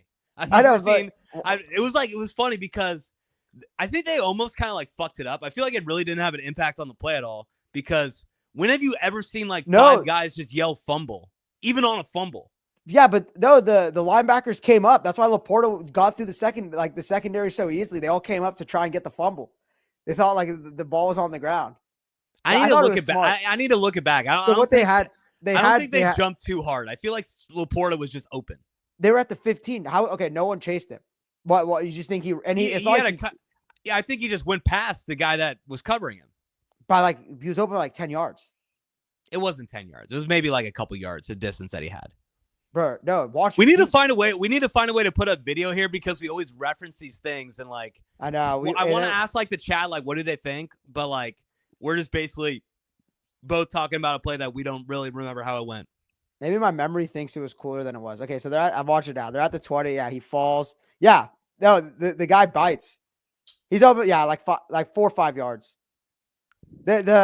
The guy came up though, and he was definitely tricked. Like you go watch it in the thing, the linebacker like jumps up and then jumps back, but the cornerback followed him. But man, he was open. I mean, that's what it comes down to though in the red zone, right? It's just getting guys open. You got find a way to get guys open, scoring 7-7, no matter how you get it. Well, I mean, did you hear? So I don't know if this was before the LaFleur game or what, but this is brought up with Kyle Shanahan a lot that he really. Like when it comes to like the assistant coaches that are around him, when they're trying to like make their way up and they're trying to put plays in there, like Mike McDaniel will bring a play to him and he's like, oh, have you thought about this? Have you thought about this situation? What if the defense plays this? Like, how would you adjust this play like on the fly? So I think that Kyle's creative. It's just that it's like paralysis by analysis. I think that was what it is. I feel like he has a great football mind. I feel like saying he's not creative is a little bit disingenuous. I mean, he hasn't looked creative this year. He had a offensive scheme that everybody in the NFL has copied. So to say that he's not creative, I feel like not giving enough credit. I feel like it's like a paralysis by analysis thing. Like sometimes where he doesn't open up as much as he should, and in key situations. So Bucky that's touchdown. What I would say it is. Bucky touchdown. What I was going to say. Do you know what game comes to mind for me? Is that game against the Saints in the 2019 road game against the Saints. Yeah, that was a great one. He got into his bag in that one. Dude, the creativity. I remember he had a run where I think they handed it off to Juszczyk. And then Juszczyk flipped it back, yeah. Flipped it back to Mostert. I don't know if it was I can't remember if it was a touchdown or he just broke it down. Like, where's that shit, man? Like then wasn't it like a wide receiver threw it for a touchdown? Am I wrong? No. Mostert ran it. But Juszczyk got blown up. And then he just ran it all the way through. Yeah, like the Saints the Lions, the way they utilize that hook and ladder to Jahmyr Gibbs, it's lethal. It's lethal. The way they get like Jameson Williams out of the backfield, you get that speed out there. I mean, honestly, you're working with golden parts. That's what I think it is, right? Because Like, it looks a lot different when you're doing a hook and ladder from fucking Pearsall to Patrick Taylor. It might go for negative yards rather than going from like Amon-Ra to Jahmyr Gibbs. So obviously what you're working with helps, but I just want to see it, man. Like we were doing it with Mostert. We were doing it with fucking Juwan Jennings in the Super Bowl. I want to see it this year. It's funny because that's really what it comes down to. Like, if you're an offensive play caller, like you could be the most creative guy in the world. Like, if you just have like a shitty offense with like a bad O-line, a bad quarterback, and wide receivers can't get separation, like nothing's gonna work. So this is my question. That's why I don't buy into him a lot. Go for it. Say if you're like you're like an upcoming like offensive assistant in the NFL, and you know what? They're really impressed with you. They got good recommendations from your head coach or the offensive coordinator. The Tennessee Titans want to make you their offensive coordinator next year. Like, would you even do it? Like, what's the potential upside that you really you have to do it? Get the bag. I mean, okay. You get the bag, but there's also an 80% chance probably that you fail. That like you can't make Will Levis into a solid quarterback, and that like any creativity, anything that you scheme up really can't work because you just don't have the talent around you to do it. I just think if you're the guy and you're good enough, it's going to work regardless. Like, I feel like look at Shanahan, like with those early 49ers teams that were just like awful, you could still kind of see it, right? And they gave him time, develop. I think when you're a goof, you just fall flat on your face and it's obvious. Like, look at what's his name? Look at Bobby Slowick, right? That's the Texans OC. Right? Yeah, Bobby Slowick's Texans, yes. Last year, right? Could have gotten a job. People wanted him, decided to stay because the Texans offense, it was a little fugazi. Everyone thought was like the shit. He was going to be the guy. Now the offense looks like awful. They can't score. They can't move the ball. I don't think I could get a head coaching job. So I think when the bag's on the table, the opportunity's there. You got to just take it. I feel like you always just take it. And if you flame out, you flame out. Sorry. I feel like, yeah. I mean, well, Ben Johnson, didn't he decline a couple of head coaching offers last year? I don't think he declined. Because it wasn't the best situation? I just think he didn't open himself to it. I don't know if he ever formally got an offer, but I think there's a lot of people linking him to the Bears. I think he's going to be Caleb's guy, which would be interesting. Give Caleb someone like that. See, with a situation like that, I feel like that's a good call by a guy like Ben Johnson to do that. Like, in all honesty, like, we all know I'm not the biggest Caleb Williams fan. I think that there's a lot of issues with his game that's never going to really go away. But you do have a lot of solid weapons on that team. You got a number one pick, one of the most hyped up draft prospects of the past 10 years. I feel like that would be a good opportunity for Ben Johnson. Yeah, I mean, it's a I feel guy like he has to go. Who? Oh, you're saying he has to leave the Lions? I think he has to go. I mean, you can't just run it back with the Lions. Like you've done enough. Like what the fuck else can you do with this Lions team that's gonna like prove anything? Okay, so my thing on that though is I think it's like twofold, right? If the Lions are injured, like the Lions when they were healthy, everyone thought they were the best team. If the Lions injuries really catch up to them and they're right, like say they're this injured and they're right there, they lose a close one to Philly. That job's going to be there for him in a year or two. I mean, maybe not Chicago. Like if you really want to tie yourself to Caleb, you got to just go. The opportunity's there. Maybe you get a bright young quarterback. Maybe you wait a year, right? Wait a year, see what happens. Like try and run it back with the Lions. If you don't win this year, maybe the New England job comes available. Maybe you could go coach Drake May. Like maybe there's another young quarterback who needs a coach. I think these opportunities are always out there. Every year, there's 8 teams looking for a head coach. I think like it comes down to, do you want to coach Caleb Williams? If not, like, who's to say, like, what, you want to go coach like Cam Ward in Vegas? You want to go coach Shadur in New York? Like, I don't think those are like enticing jobs if you're Ben Johnson. Imagine calling plays from like that Lions offense to Shadur Sanders and Jacoby Myers. Like it's got to be like night and day there. So I guess I just contradicted what I said about taking the bag, but if they don't win the Super Bowl and it's because of injuries and they're right there, like I can see it because winning a Super Bowl, like I think outkicks it to an extent when you're that guy and the money's always going to be there. Like as long as the Lions are that good, I can't imagine their offense going backwards. So I feel like it's always going to be out there for him. So Sage, for that 1:00 slate, what was your kind of setup like? Because obviously I had to focus on the Niner game because I was talking this. Yeah. What 2 games? The Bills and the Niners. I didn't pay attention really to the Vikings-Seahawks game. No, so I had all 4 up, man. I'll be honest. It was kind of hard for me to put full focus on the 49ers game. I mean, I had the fantasy playoffs going on too, but I don't know. You're such a cocksucker. Like what? You had it clinched like 4 hours ago. Why'd you have it up? Who cares?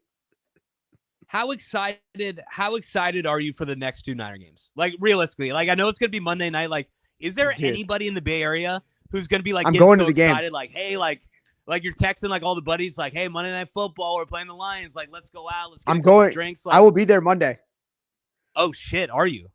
I'll be there Monday, so I'm excited. Dude, why right? why are you doing that to yourself? This was a gift I got a month ago when we thought the game was going to mean something. So I'll be there to watch them get absolutely. I mean, you said they have a chance, right? You thought they had a chance, that they didn't look too good today. I think the Niners are going to get destroyed. If you can't stop Devin Achane and Jonnu Smith, I don't know what Laporta, Amon-Ra, and Jahmyr Gibbs are going to do. Sage, you thought Sage, you're why? fucked. Why? 75% chance of rain on Monday. I'll be Santa there. Clara. I'll be there in my poncho. I don't think. Okay, so I don't know if this is how a lot of Niners fans feel, but I mean, I live around San Bruno. There's nothing that would make me want to go to a 49er game. I just feel like football in the actual stadium, unless you have badass seats. If you have badass seats right at the 50, then I get it. Go there. If you got paper like that, spend it. Sure. If you're a Niners fan, that's what you want to spend your money on, go ahead. But like, what's the point of being in like the bleacher or like, you know, like the nosebleeds or like the third section compared to just watching at home? You're not going to get a good angle of the field. If the ball's on the completely opposite end, you can't see if it's a 1-yard rush or it's a 10-yard rush. Then the traffic, first off, coming into Levi's is awful. Then coming out, what is it going to be, Sage? At least an hour 30? Worst thing ever. Well, I'm spending the night there, so it's not bad. Like, it's that bad that you'd rather just get a hotel nearby that you could walk to than drive out of it and take like 3 hours out of your Monday to just like get out of the stadium. Oh yeah, but I mean, I don't know, man. There's nothing that would make me want to go to a game at Levi's. Nothing. I went to the standalone games, right? So I went to the one against the Jets, for example, and it's fun, right? It's on a Monday. It's like nothing else really going on other than work. When it's like Sunday, 10 a.m. or 1 p.m. and you have like 1,000 other things going on, like other games, it's your Sunday. I understand, but like a Monday night game, Sunday night game, like this is another Monday night game. So I've gone to all the Monday night games this year. I enjoy it then. Do I enjoy it when it's raining? No, it kind of kills it. I'm not gonna lie. Like when I used to go to the games, University of Oregon, alum, go to the games in Eugene, in Austin, and it's fucking pissing rain. It's cool when you're like a 19-year-old student, right? You're a little drunk, like having fun, getting rowdy. When you're kind of like older in that older stage, you're not like a face paint guy. You're not like the you're fans, always you're a face paint guy at heart. So yeah, I know you had the big O on your cheek back in the day. Never. You'd be pre-gaming with SAE, just like have the big O. You're like, yeah, we're playing USC today. We're ranked 5th in the nation. Like, I feel good. Chase was a panda hat guy back in the day when Pablo Sandoval was on the team. You were literally the panda hat guy. No. So don't you give me shit. I'm classy, right? I'll go to the game in a suit if I need to, whatever, a sweater. I look nice, go out after. But when it's raining, you kind of got to bundle up a little. I've yet to be at Levi's when it's raining. So this will be a first for me. I feel like it's just going to make the game way less like enjoyable, especially if they're getting their fucking asses kicked in like 34-10 in the third quarter. So that's the Monday game. Chase, you thought they couldn't get pressure today on Tua? Imagine what it's going to be like next week against that Lions O-line. I mean, you might sit Bosa. Yeah. Bosa wasn't playing too much today. Like, he was on the sideline kind of grimacing a little. Like, why even play him at this point, right? Like, is this the point where you start to shut people down? I mean, Fred looked good today, but everyone else like that doesn't need to play. Greenlaw. Sorry. Like, we don't need to see you anymore. Like, you look great today in those four snaps in that opening drive. I don't need to see it again now. I mean, dude, when they brought it up and they're saying that there was problems with the other calf, I'm like, oh, like, I mean, obviously what every 49ers fan is going to think is Achilles, right? And then they showed the back angle of how his other calf got injured. Yeah. It looked like you almost saw like a semi-pop, right? It's like the Klay Thompson thing, right? It was like the Klay Thompson or the KD thing. Right? I mean, I remember the KD injury where you clearly just saw it snap, and you're like, okay, that's the Achilles. No, what I was saying is like it's like the Klay Thompson thing where like you're rehabbing, you're coming off like your right leg, you injure your right leg, so you start to put more on your left leg, like you push off with your left leg. You don't want to use that right leg when you land. You don't want to use that right leg, and you're just like wearing down your left leg, and then it goes. Like I think that's what happened. Is just probably as he was like ramping back up, he was like using his left leg more, and it just kind of wore down, and then it caused like this. Hopefully, it's just cramps or something, maybe a strain. Who knows? But I think he's done for the year. I don't think there's any reason to play him. Like, what really is the point? You're sabotaging your pick at that point.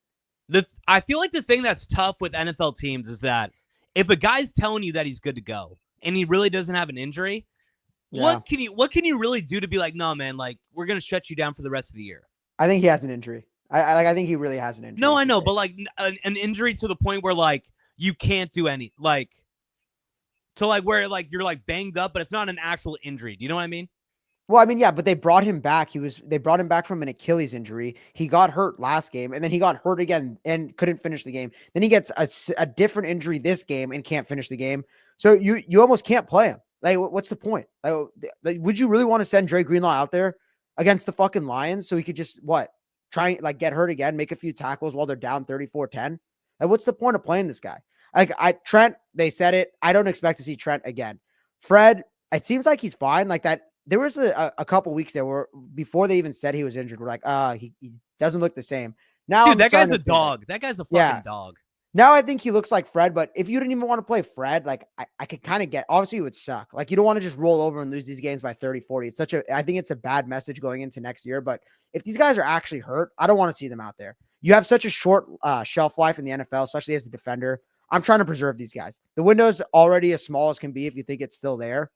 Every one of those guys you think it's still open, save these guys. I mean, you're on to next season. We're on to Cincinnati. Whatever you want to say, we're not playing for anything. Might as well, right? Well, I mean, you gotta admit, Sage, if you're talking about a guy like Drake Greenlaw, he literally played like 6 quarters and he got himself a contract, right? Yeah, literally. So think about it. Like after the Super Bowl, everybody was talking about that. How you're coming into the next year, you don't know if you can sign a guy like Drake Greenlaw. The extension's coming up. How's he gonna look coming off an Achilles? Sage, I mean, they said it again in the broadcast today. Kyle Shanahan said that he was the best player at the start of that Rams game. Yep. Right? So he popped off the screen the entire first half he played. No, I know. So I feel like if you're Drake Greenlaw, this would be the perfect time. I mean, I don't know if Drake Greenlaw could say like, "Hey, I got it in the bag. I got 15 mil a year coming my way just based on these 6 quarters." But if I was his agent, I'd be like, "Hey, Dre, like you looked really good.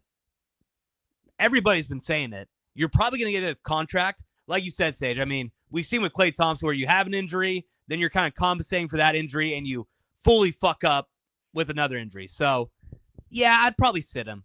This is so weird for me, though, Sage, because I want the Niners to lose. I want the Niners to not win against the Lions. I don't want anybody to get injured. So I'd almost like it better if they just kind of laid down their swords and gave up for the last 2 weeks. But it's hard. I don't know if that's what they're going to try to do. I just don't think that's something you could do in the NFL.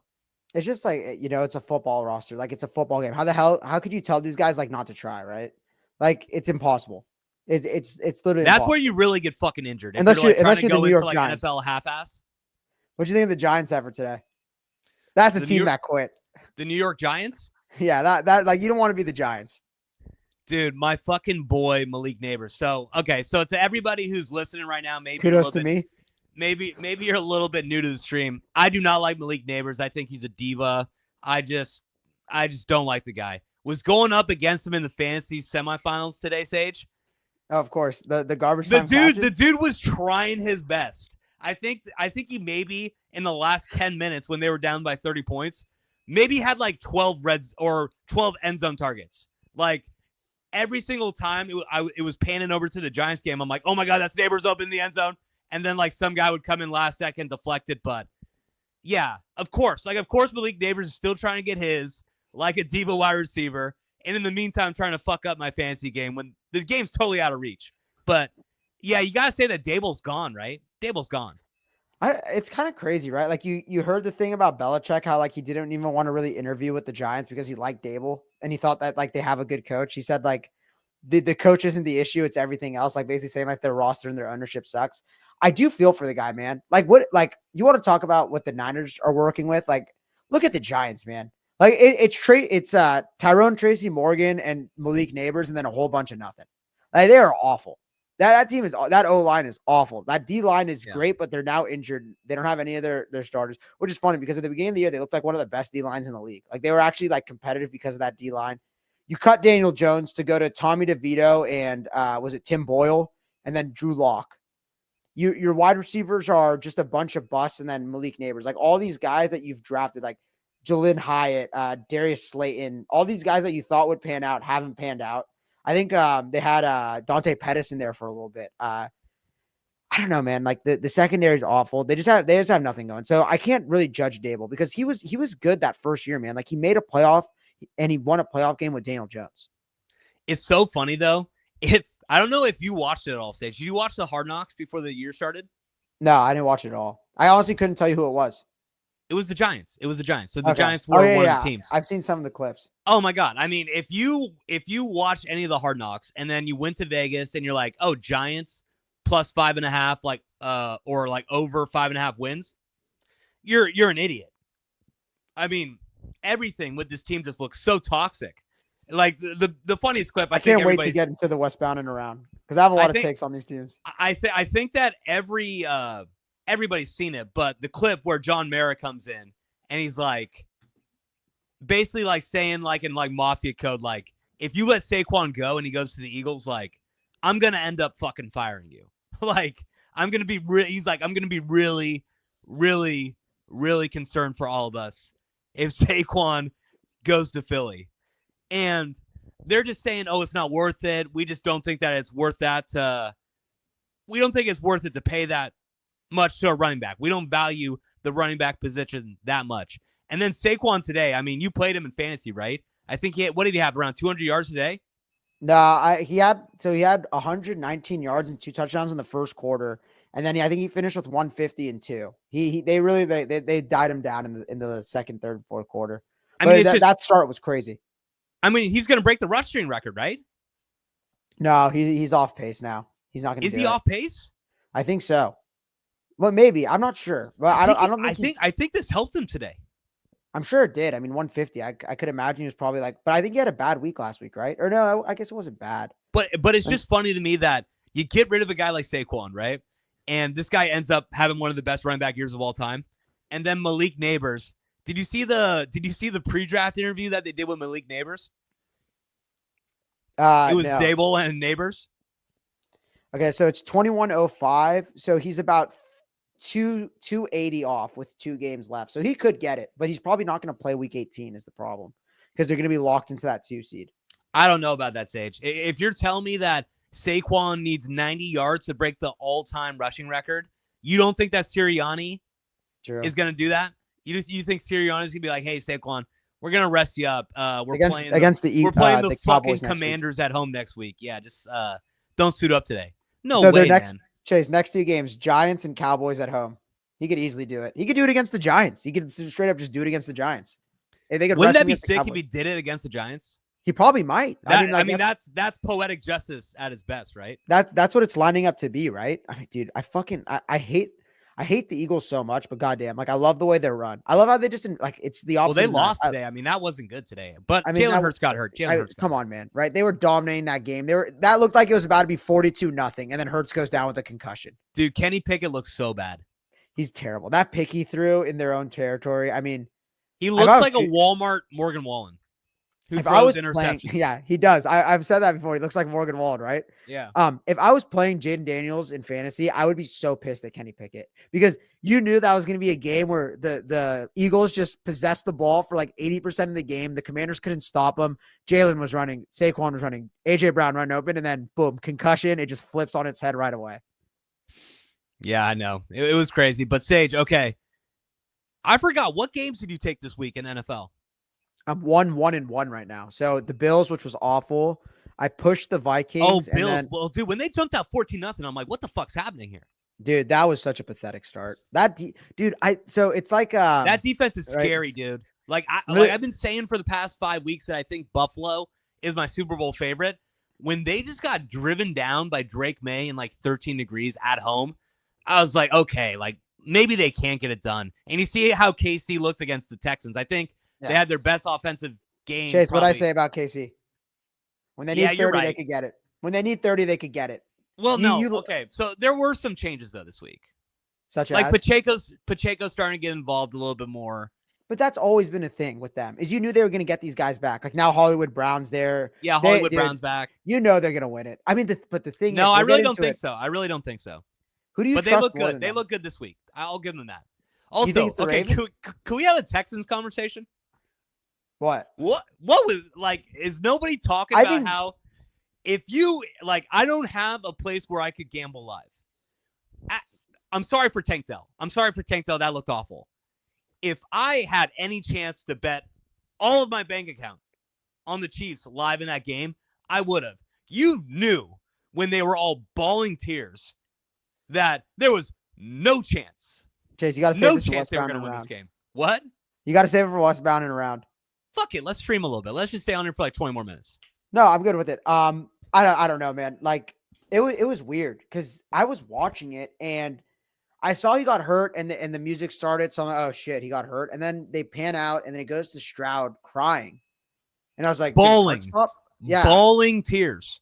I should have thought it was like a DeMar Hamlin situation. Like I saw all the teammates around him. I was like, oh shit, like did his heart stop? Like what happened? But it was just a knee injury. I mean, they're best. I think friends. it was bone. I think bone came through. Oh, okay. I didn't see it. They wouldn't show it on TV. I didn't even try to look for it. I'm past that point. Ever since the Nick Chubb injury last year, I'm past the point of like actively trying to find it. I mean, when you're on Twitter, sometimes the shit just pops on your timeline. You see it, but I'm not going to try and look for it. The Kevin Ware one. The Kevin Ware one kind of that was bad. I feel like it's worse when you see it in basketball, right? Like NFL, like you got the socks pants and shit. Yeah, you got the socks, so like you can't really see it, but you see the bone pop out. You're like, oh fuck, that looks awful. But like basketball, you see it. Like, oh, the Ware one. Oh my lord, that looked terrible. But yeah, Ricky Pearsall's a bust. Do I think Ricky Pearsall's a bust? No, but like what I said, Sage, is that rookie year for a wide receiver, you don't really know. Like he was injured before he got shot, right? Yes. So not only did he get shot, and that took him like 5 weeks to recover from, he was even injured before that, so he couldn't even really get a training camp in. So I feel like that's tough. I feel like you come into the situation, you're slotted in to be the fourth wide receiver, so you're really just trying to find, like, what is my position on my team? What's my role, right? It's not like he got drafted right away, and he's like, okay, man, like, you're going to get 150 targets. Like, let's see what you could do. So he's got to work for his targets. I feel like it's a little bit harder for him to kind of get it coming in, but I think that next year is going to tell a lot about Ricky Pearsall because I do not think that Deebo Samuel is going to be on the team, even though he had by far the best game of the year for him. I think Deebo's going to be gone. I think Ricky's going to be put into a way bigger role, and that's where we're really going to see, okay, was it a smart move to draft Ricky Pearsall when there are so many other needs? Is he a bust? So TBD. I'm kind of doing the bitchy answer, but I'm going to say TBD right now. Do you think it was a good draft pick? How about that? I mean, you're like asking, is he a bust? And then is he a good draft pick? You're asking me the same. You're asking me the same question in two different ways. It's no, because he could be a good player, but you're talking to me like a chick right now. You're like asking me questions like a chick. You're trying to get the answer. You're trying to get the answer that you want. So you're just asking me the same question in different ways. No, because it's true. Like they just did not need it. And today was just like evident of it. Like you didn't need another wide receiver. Like I was like, oh wow, Ricky played good. And then I looked, it's like four catches, 30 yards, and like 2 back-breaking penalties. So I'm like, maybe he didn't play that good. So what you're saying today with like no wide receivers really trying to get open, you're like, oh yeah, like we did not need another. Chase, what's the NFL? It's a week-by-week league, right? The Bills put up 40 one week, the next week they struggle to score against the Patriots. I'm just reacting to what's in front of me, right? You say like I pit patter, my opinion changes. It changes. You pit patter a little bit. I need to just put you on notice a little bit, Chase. But the thing is, I'm allowed to change because there's new evidence every week. Last year, I was Brock Purdy's the future, pay him. This year, I see him throwing some snow. I see him throwing some rain, and my heart stopped. I couldn't breathe when I saw him like try and throw in like some inclement conditions. It looked like someone in the schoolyard out there with like a ball twice the size of their hand. So, as stuff comes, we'll change our opinions. Pooney, right? I think that's 2 weeks now in a row where I'm just like, this guy's kind of struggling. Like, what the fuck's going on? I thought this guy was like our best O-lineman. Like, I don't know. I saw him blocking downfield on a couple plays where he cleaned out. He gets down quick. He does get down quick. I just think the interior pressure now is like starting to like come in like from all sides. Like that the sack that Purdy took at the 10 where they just slipped right by him and tackled him by the ankles. I was just like, come on, man. Something just happened. I can't believe that you CeeDee Lamb, what, touchdown? 52 but Sage, what do you think about the layout for next week's NFL? It's fucked up. Have you seen it? It's so dumb. Yeah. Oh my God. It's so fucked up. Dumb. I mean, I don't know what the fuck they were thinking. So I'm just going to lay it out right now. And then having the Thursday game. Oh yeah. Go for it. Yeah. We could talk about it. So Wednesday, Christmas Day, also 3 days. I did not realize Christmas was 3 days away, but, what'd you get me, baby? Dude, I didn't get anybody anything. I got to hit Amazon right after the stream's over and just try to like get some like 2-3 day delivery things in because I've been bad. I'm a terrible gift giver. I really So am. some behind the scenes thing is at the Westbound Down podcast, we did a Secret Santa. The only problem is me and Chase are the only two people here, so we just got each other. So I got Chase a nice gift. So I'm excited to see what he got me. We'll see what it is. Want to do a white elephant? Where should we have the company dinner this year? At the Den. You want to go to the Den? Have a company dinner at the Den?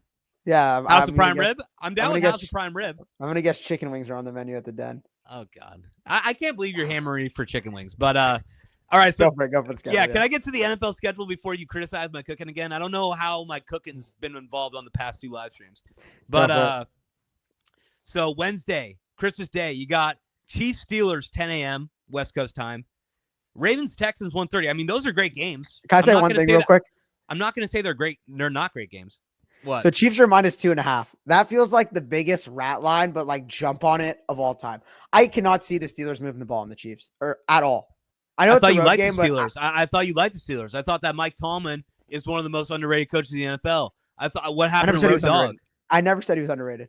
And he's home. I'm so tired of fucking people giving so much credit to Mike Tomlin. When did I ever say he's underrated? The dude has not won a playoff game in 8 years, and everybody acts like. And meanwhile, you hear people on ESPN literally saying like, "I think that Bill Belichick can handle." Hold on. People are saying like, "I don't think that Bill Belichick can handle like today's athlete." Right? I think that Bill Belichick hasn't done enough in the draft. It's like, yo, this guy won a Super Bowl like 4 years ago, has 6 Super Bowls, like has the most wins ever, but you won't hear one person take a shot at Mike Tomlin. Not one. No losing seasons. Can't argue it. Yeah, no losing seasons. Cool, bro. Like what? You win 9 games every year, and your team gets your ass kicked in the wild card every single year. Like, what are we talking about here? That's gonna be the Niners when they sign Brock Purdy. We'll be right there, right above 500 every year, but not winning. We'll see. So you got Chiefs -2.5. That's the morning game. And then Texans Ravens. What's that line? Texans Ravens. I got it right here. -4 Baltimore. -4 Baltimore. I think I'm gonna go. I think Ravens there. I gotta say Ravens, right? The thing is, the one thing the Texans do well on defense, right, is stop the run. Like the Chiefs didn't really run the ball on them, but they were able to pass on them with ease. Is Tank Dell gonna suit up on Wednesday? I don't think he's gonna suit up next year. Do we have confirmation that Tank Dell's not gonna play on Wednesday? Yes, he's for sure not gonna play. That's what I'm saying though. It's like, and then you have the Thursday game, which is so dumb. Yeah. So let me finish that off. So yeah, they have Wednesday. Yeah, well, you know what? I think it's the Amazon deal. I think Amazon's like, no, fuck you, NFL. Like, we paid like so much money to get Thursday Night Football. I don't give a shit if you got the Saturday games. I don't give a shit if you're playing on Christmas. Like, we're gonna get a fucking Thursday night game in there. So you got Seahawks Bears. Seahawks Bears. Are the Seahawks done now? Seahawks are done, right? No, they'd have to win their next 2, and the Rams lose their next 2. But with the Cardinals losing, done. So they're done. Basically, they're done. Yeah. Okay, and then the thing is, they played the Rams. Then Saturday you have 3 games. Why do they have 3 games on Saturday? So the first game you got Chargers Patriots. That'll actually be a good one. I think that might be a good game. Then you got Broncos Bengals, which we brought up, and then you got Cardinals Rams. I think those are 3 actually pretty decent games. Well, that's what I'm saying. If the Cardinals beat the Rams, then the Seahawks just have to beat the Bears and beat the Rams week 18, and they win. They win the division. But I don't get why you're getting that on Saturday. It's December 28th. What the fuck do they need to play on December 28th for? I think that there's no college football, so they just want to take advantage of it. Is that where people celebrate Hanukkah on the 28th? Is there like a special holiday that I don't know that happens on the 28th? I got to check it, but I think there's no college football that day, so they're just taking advantage. Yeah, there's no college football, so they're just taking advantage of the open slot, having more standalone games boost the ratings. It's honestly really smart. People are going to watch it. It's really smart, but Sage, how many times have we seen with these Thursday games, like where the game is just so shitty because guys, like in the NFL, we brought this up, like guys feel like they've maybe broke their foot. They get an MRI, they realize that it's just a sprained foot, and they'll play on Thursday. Like these guys are damn near playing with like broken body parts, like throughout their entire body. If you only give them 4 days of rest, and like they're not even resting for 4 days, they can only rest for like 1 or 2 days. Then they got to practice a little bit before the game. You're just going to get such a shittier product. So I get the business sense of it, but don't you just feel like the quality of the game, like not being there, is also very important? We got listener question here. What's up? What's up? You don't want to dive into that conversation stage? You're putting up the chat for the first time as I'm getting into my Amazon rant. Go for your Amazon. No, I'm kidding. I'm kidding. No, I'm kidding. I'm kidding. I don't think there's a right answer there. All right, Mitchell DiMartini, who you guys rooting for to win now that Niners are done? You know who I'm rooting for. Yeah, no, go ahead, Sage, because I actually don't know where you're going. I'm actually very interested to hear your answer on this one. How about those Chiefs?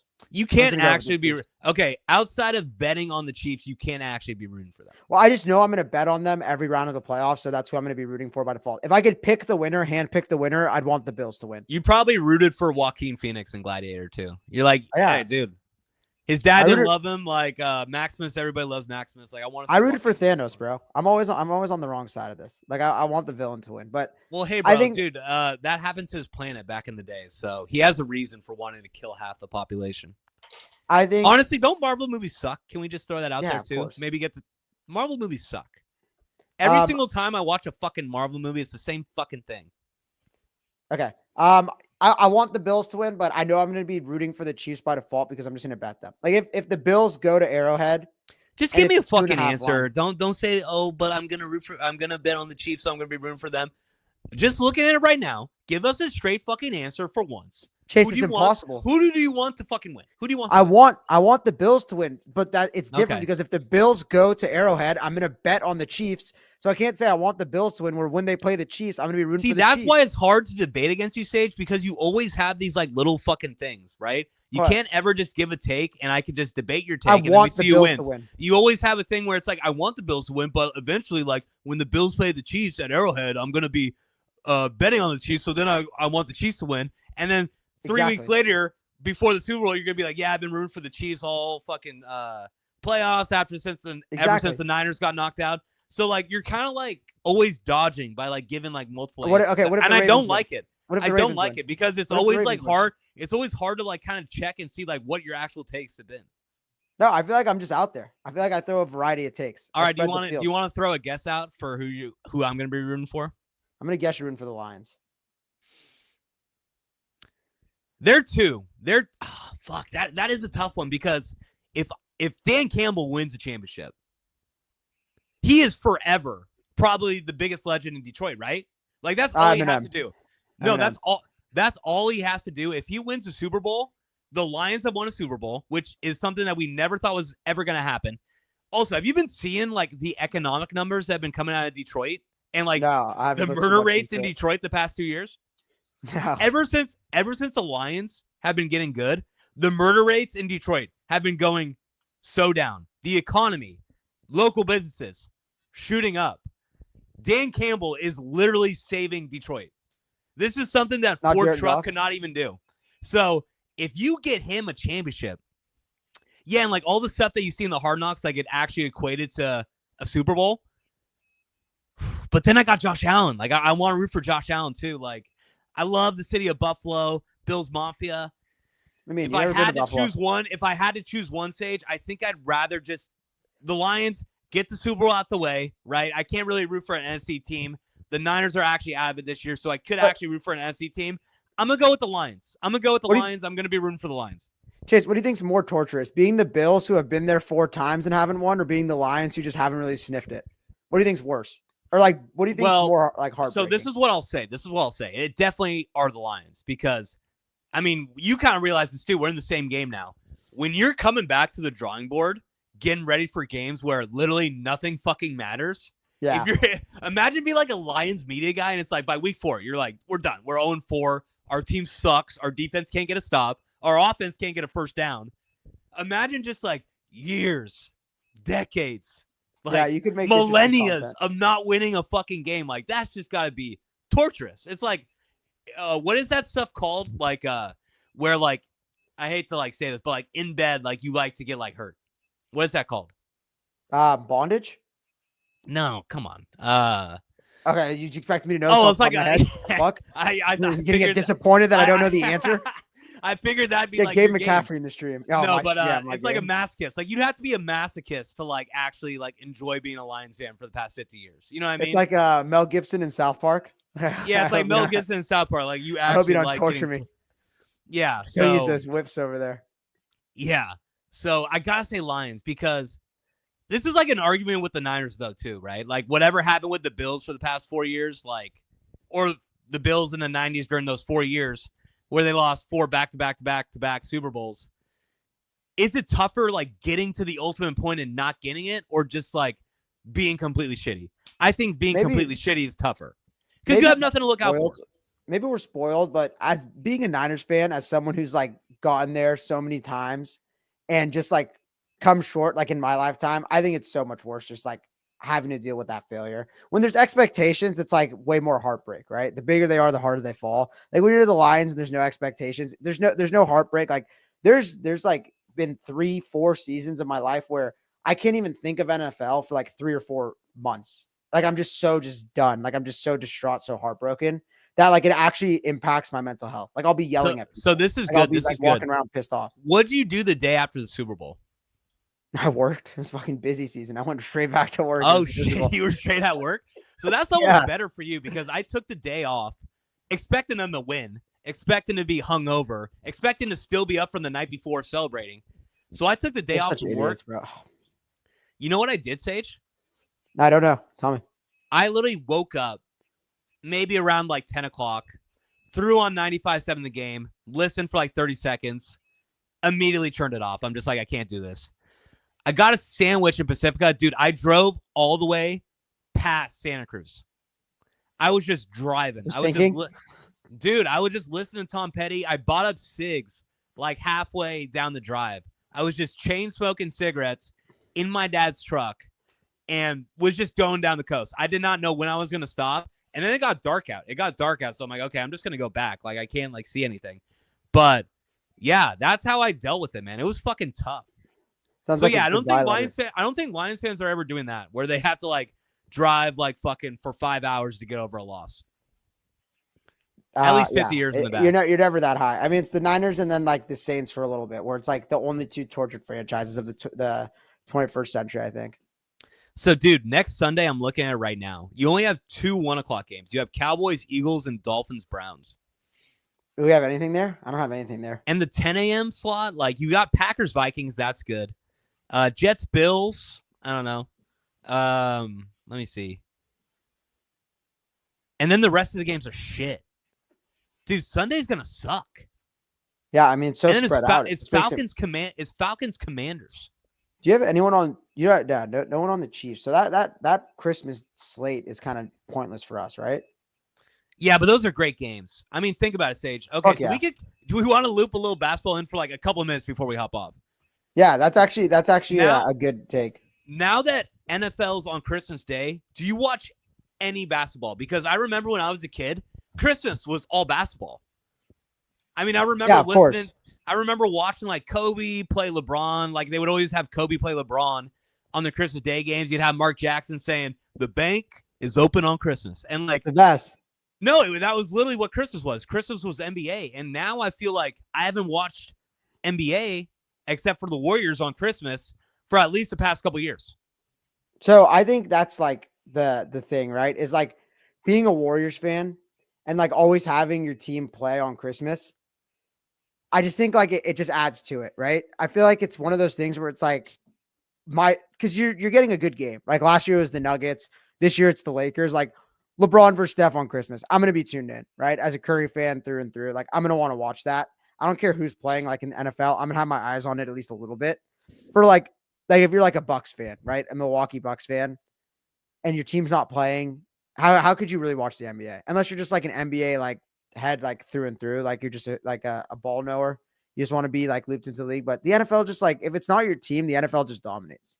And I feel like the NBA matchups, have you looked at them? I feel like they could have done a better job. So I'm looking at it right now. So the 9 o'clock game, they have Spurs Knicks in MSG. I mean, Wemby and MSG, that's not a bad matchup, Sage. I think they're going to run them, though. And then, like, Timberwolves, Mavs. Like, the Timberwolves are struggling. The Mavs are hot. Yeah, Mavs but you got Ant Edwards. You got Ant Edwards against Luka. Okay, keep going, though. Okay, this is the bad one. So you got Sixers, Celtics. But who would have known? Who would have known that the Sixers would have been this much of a dumpster fire? Is Embiid playing, right? I don't know. So I saw he played a couple days ago. Did he not? No, he did. He had a really good stat line too, but he doesn't play like he plays. He's doesn't do back-to-backs. Talk about the worst fucking dude. Fuck Joel Embiid. I'm surprised he hasn't. I mean, we know that Philadelphia fans can get crazy. I'm surprised something hasn't happened yet. With him. I'm surprised Yeah. they still like him. Dude, he's a piece of shit. Like, literally. Dude, like, is he even injured? Too. Is he Brock even? Purdy Yeah, they fans. signed him to like a 5-year, like, I mean, how many $1 million a year? $60 million a year? No, you got the super max. Yeah, I was going to say that. That's one thing I love Dude about is the so NFL. unreliable. Never is the same player in the playoffs. Clearly is a different player. Can't live up to the moment. And just seems like he doesn't give a shit. Doesn't he just give the aura of like, he doesn't give a fuck. He just wants to get his paper. And, he'll ball out a little bit, maybe try to make it to an all-star game. And that's about it. I don't get that, to be honest. Like like when they lose, like he's clearly distraught. He's crying. Like in the gold medal game, he was going all out for it. Yeah. Are you sure? Yeah, like against the Raptors when Kawhi hit that shot, it's like a meme. Yeah, motherfucker. Like, that was like 5 years ago. Well, I mean, what have they done recently? Past 5 years have been awful. I mean, dude, he's flamed. He's gotten hurt. Like even his MVP year, he got hurt in the playoffs. I think that was their one chance with Jimmy when he was healthy. I don't know if he knew it at the time, and then they lost like that. And then the whole team hasn't been the same. Well, and then the entire Ben Simmons thing, right? And he hasn't been to an Eastern Conference Finals once in his career. It's like the ongoing joke. He's never made an Eastern Conference Finals. He's the only NBA MVP to never do that. Yeah, it's wild, right? Yeah. Even like Derrick Rose with his short-lived career did it. It's I don't know, man, because like I think me and you were always on this when people were arguing he's like a top 5 player in the league. It's like, how can you be like a top 5 player in the league if you're never available, right? Are you talking about Joel? Joel. I thought the funniest shit was that little like 4 months where they try to argue that he was better than Jokic. Dude, that was the most forced MVP that ever. Was the biggest, like, okay, I don't want to say it here, but we all know what was going on. Kendrick Perkins literally saying that. He literally said it flat out. It literally swung the entire vote. Just saying it was racist if he doesn't win. And then like the whole thing kind of just got like thrown on Embiid. Like it's like he complained for it almost. It's like he so deserved funny. He deserved it. His numbers were crazy, but it's just like that was arguably, I mean, this is Jokic's best year, but that was arguably Jokic's second best year. And the voting wasn't even close. I mean, obviously the fatigue, whatever. Jokic hadn't won a title. Jokic ended up winning the title that year, and then he wins it last year. Probably going to win MVP again this year. That guy's on a different level. You know what I will say about Jokic and why I don't think he should win the MVP this year? Why I think it may be a little bit unfair. Because seeding's going to hurt him, right? We saw this with LeBron. We saw this. I mean, I didn't see it, but like they said that this happened with MJ too. That MJ and LeBron always had the best years. They were the best players in the league, right? And sometimes if somebody else had like a defining season, they would give the MVP to them over a guy like LeBron or MJ because there was a little bit of an MJ or LeBron fatigue. I feel like Jokic is just doing Jokic, but the fatigue isn't setting in, and like they're not like it's different. I feel it's like, oh yeah, he has the best analytics. Like we have to give him the MVP. When like you didn't do that with guys like LeBron and like other legends of the game. So I think it's different because those seasons haven't come the past few years. Like who's been the guy that's been like the close second to Jokic where you're like, that guy should have won. That like is true. It's been Embiid was the only one that I could remember. That's why he won, right? Like last year. Maybe even like a Giannis. So Giannis, the thing is though, is they were like what? Like the 7th or no, not the 7th seed. I don't know. Giannis is a good argument. If Giannis gets them to a top 3 seed, I think like there's a chance. But I don't know. They look bad is the problem. Well, dude, they're looking a lot better. Dude, I thought they were dead. I thought they were fucking dead. What were they? Like 1-10? 1-9? They're like 2-10 or something. Dude, they're 2-10. Now they're fucking 15-12. 15-12, and they kicked the shit out of OKC in that NBA Cup. Jez, I'd like to congratulate you. You just put up 200. Did I really? Yeah. Oh, do we want to do a little bit of a conversation on that? Yeah, we could do it some other time. I think now's a good time to cut it. All right. Well, hey, to everybody who's listening, thank you for hopping 2 hours. on. 2 hours. Yeah. I think that's a record. What's that? I think that's a record, right? Yeah, we're around 2 hours right now. But yeah, thank you for coming on, man. This was a hard one, Sage, because like we want to talk Niners Dolphins. I mean, it's impossible. We titled the fucking video like Niners Dolphins reaction, but like at some point it's like, yeah, we had a bunch of penalties. Our defense really couldn't get a stop, and our injured offense really couldn't match what the Dolphins were doing. And our season's over anyway. So there's like nothing else to talk about. Huh? Like I said, it was a microcosm of the season. This is all you need to know. Back-breaking turnover when they had a chance to win. Missed field goal. Special teams looked out of whack. A lot of dumb penalties. The Niners, the 2024 Niners, ladies and gentlemen. That's what you got today. Yeah. So that's going to be it for the stream today. Hey, please come back tomorrow morning. Come back tomorrow morning. We're going to come out with Westbound and Around the NFL. Also, like, subscribe. Subscribe. Comment. Even throw a fucking comment in there. If you want to take shots at us, we'll take it, man. We can handle that, Sage. We got thick skin. I know I can. If it's a little too personal, I may have to come at you a little bit. If it's a little too personal, I may have to come at you. I'm just joking. But yeah, we're gonna come back tomorrow. Listen to us on Spotify, Apple Podcasts. Any last words for the lads, Sager? Socials, Spotify, Apple Pod, YouTube, Twitter, all dropped in the bio. If you need to find it, like, subscribe. We'll come back to you Monday. You know where to find us. Love it. Jason, we'll talk to him. All right. So we're going to come to you guys tomorrow, like I said, with Westbound and Around the NFL. That's going to be it for the stream today. We'll talk to you guys later.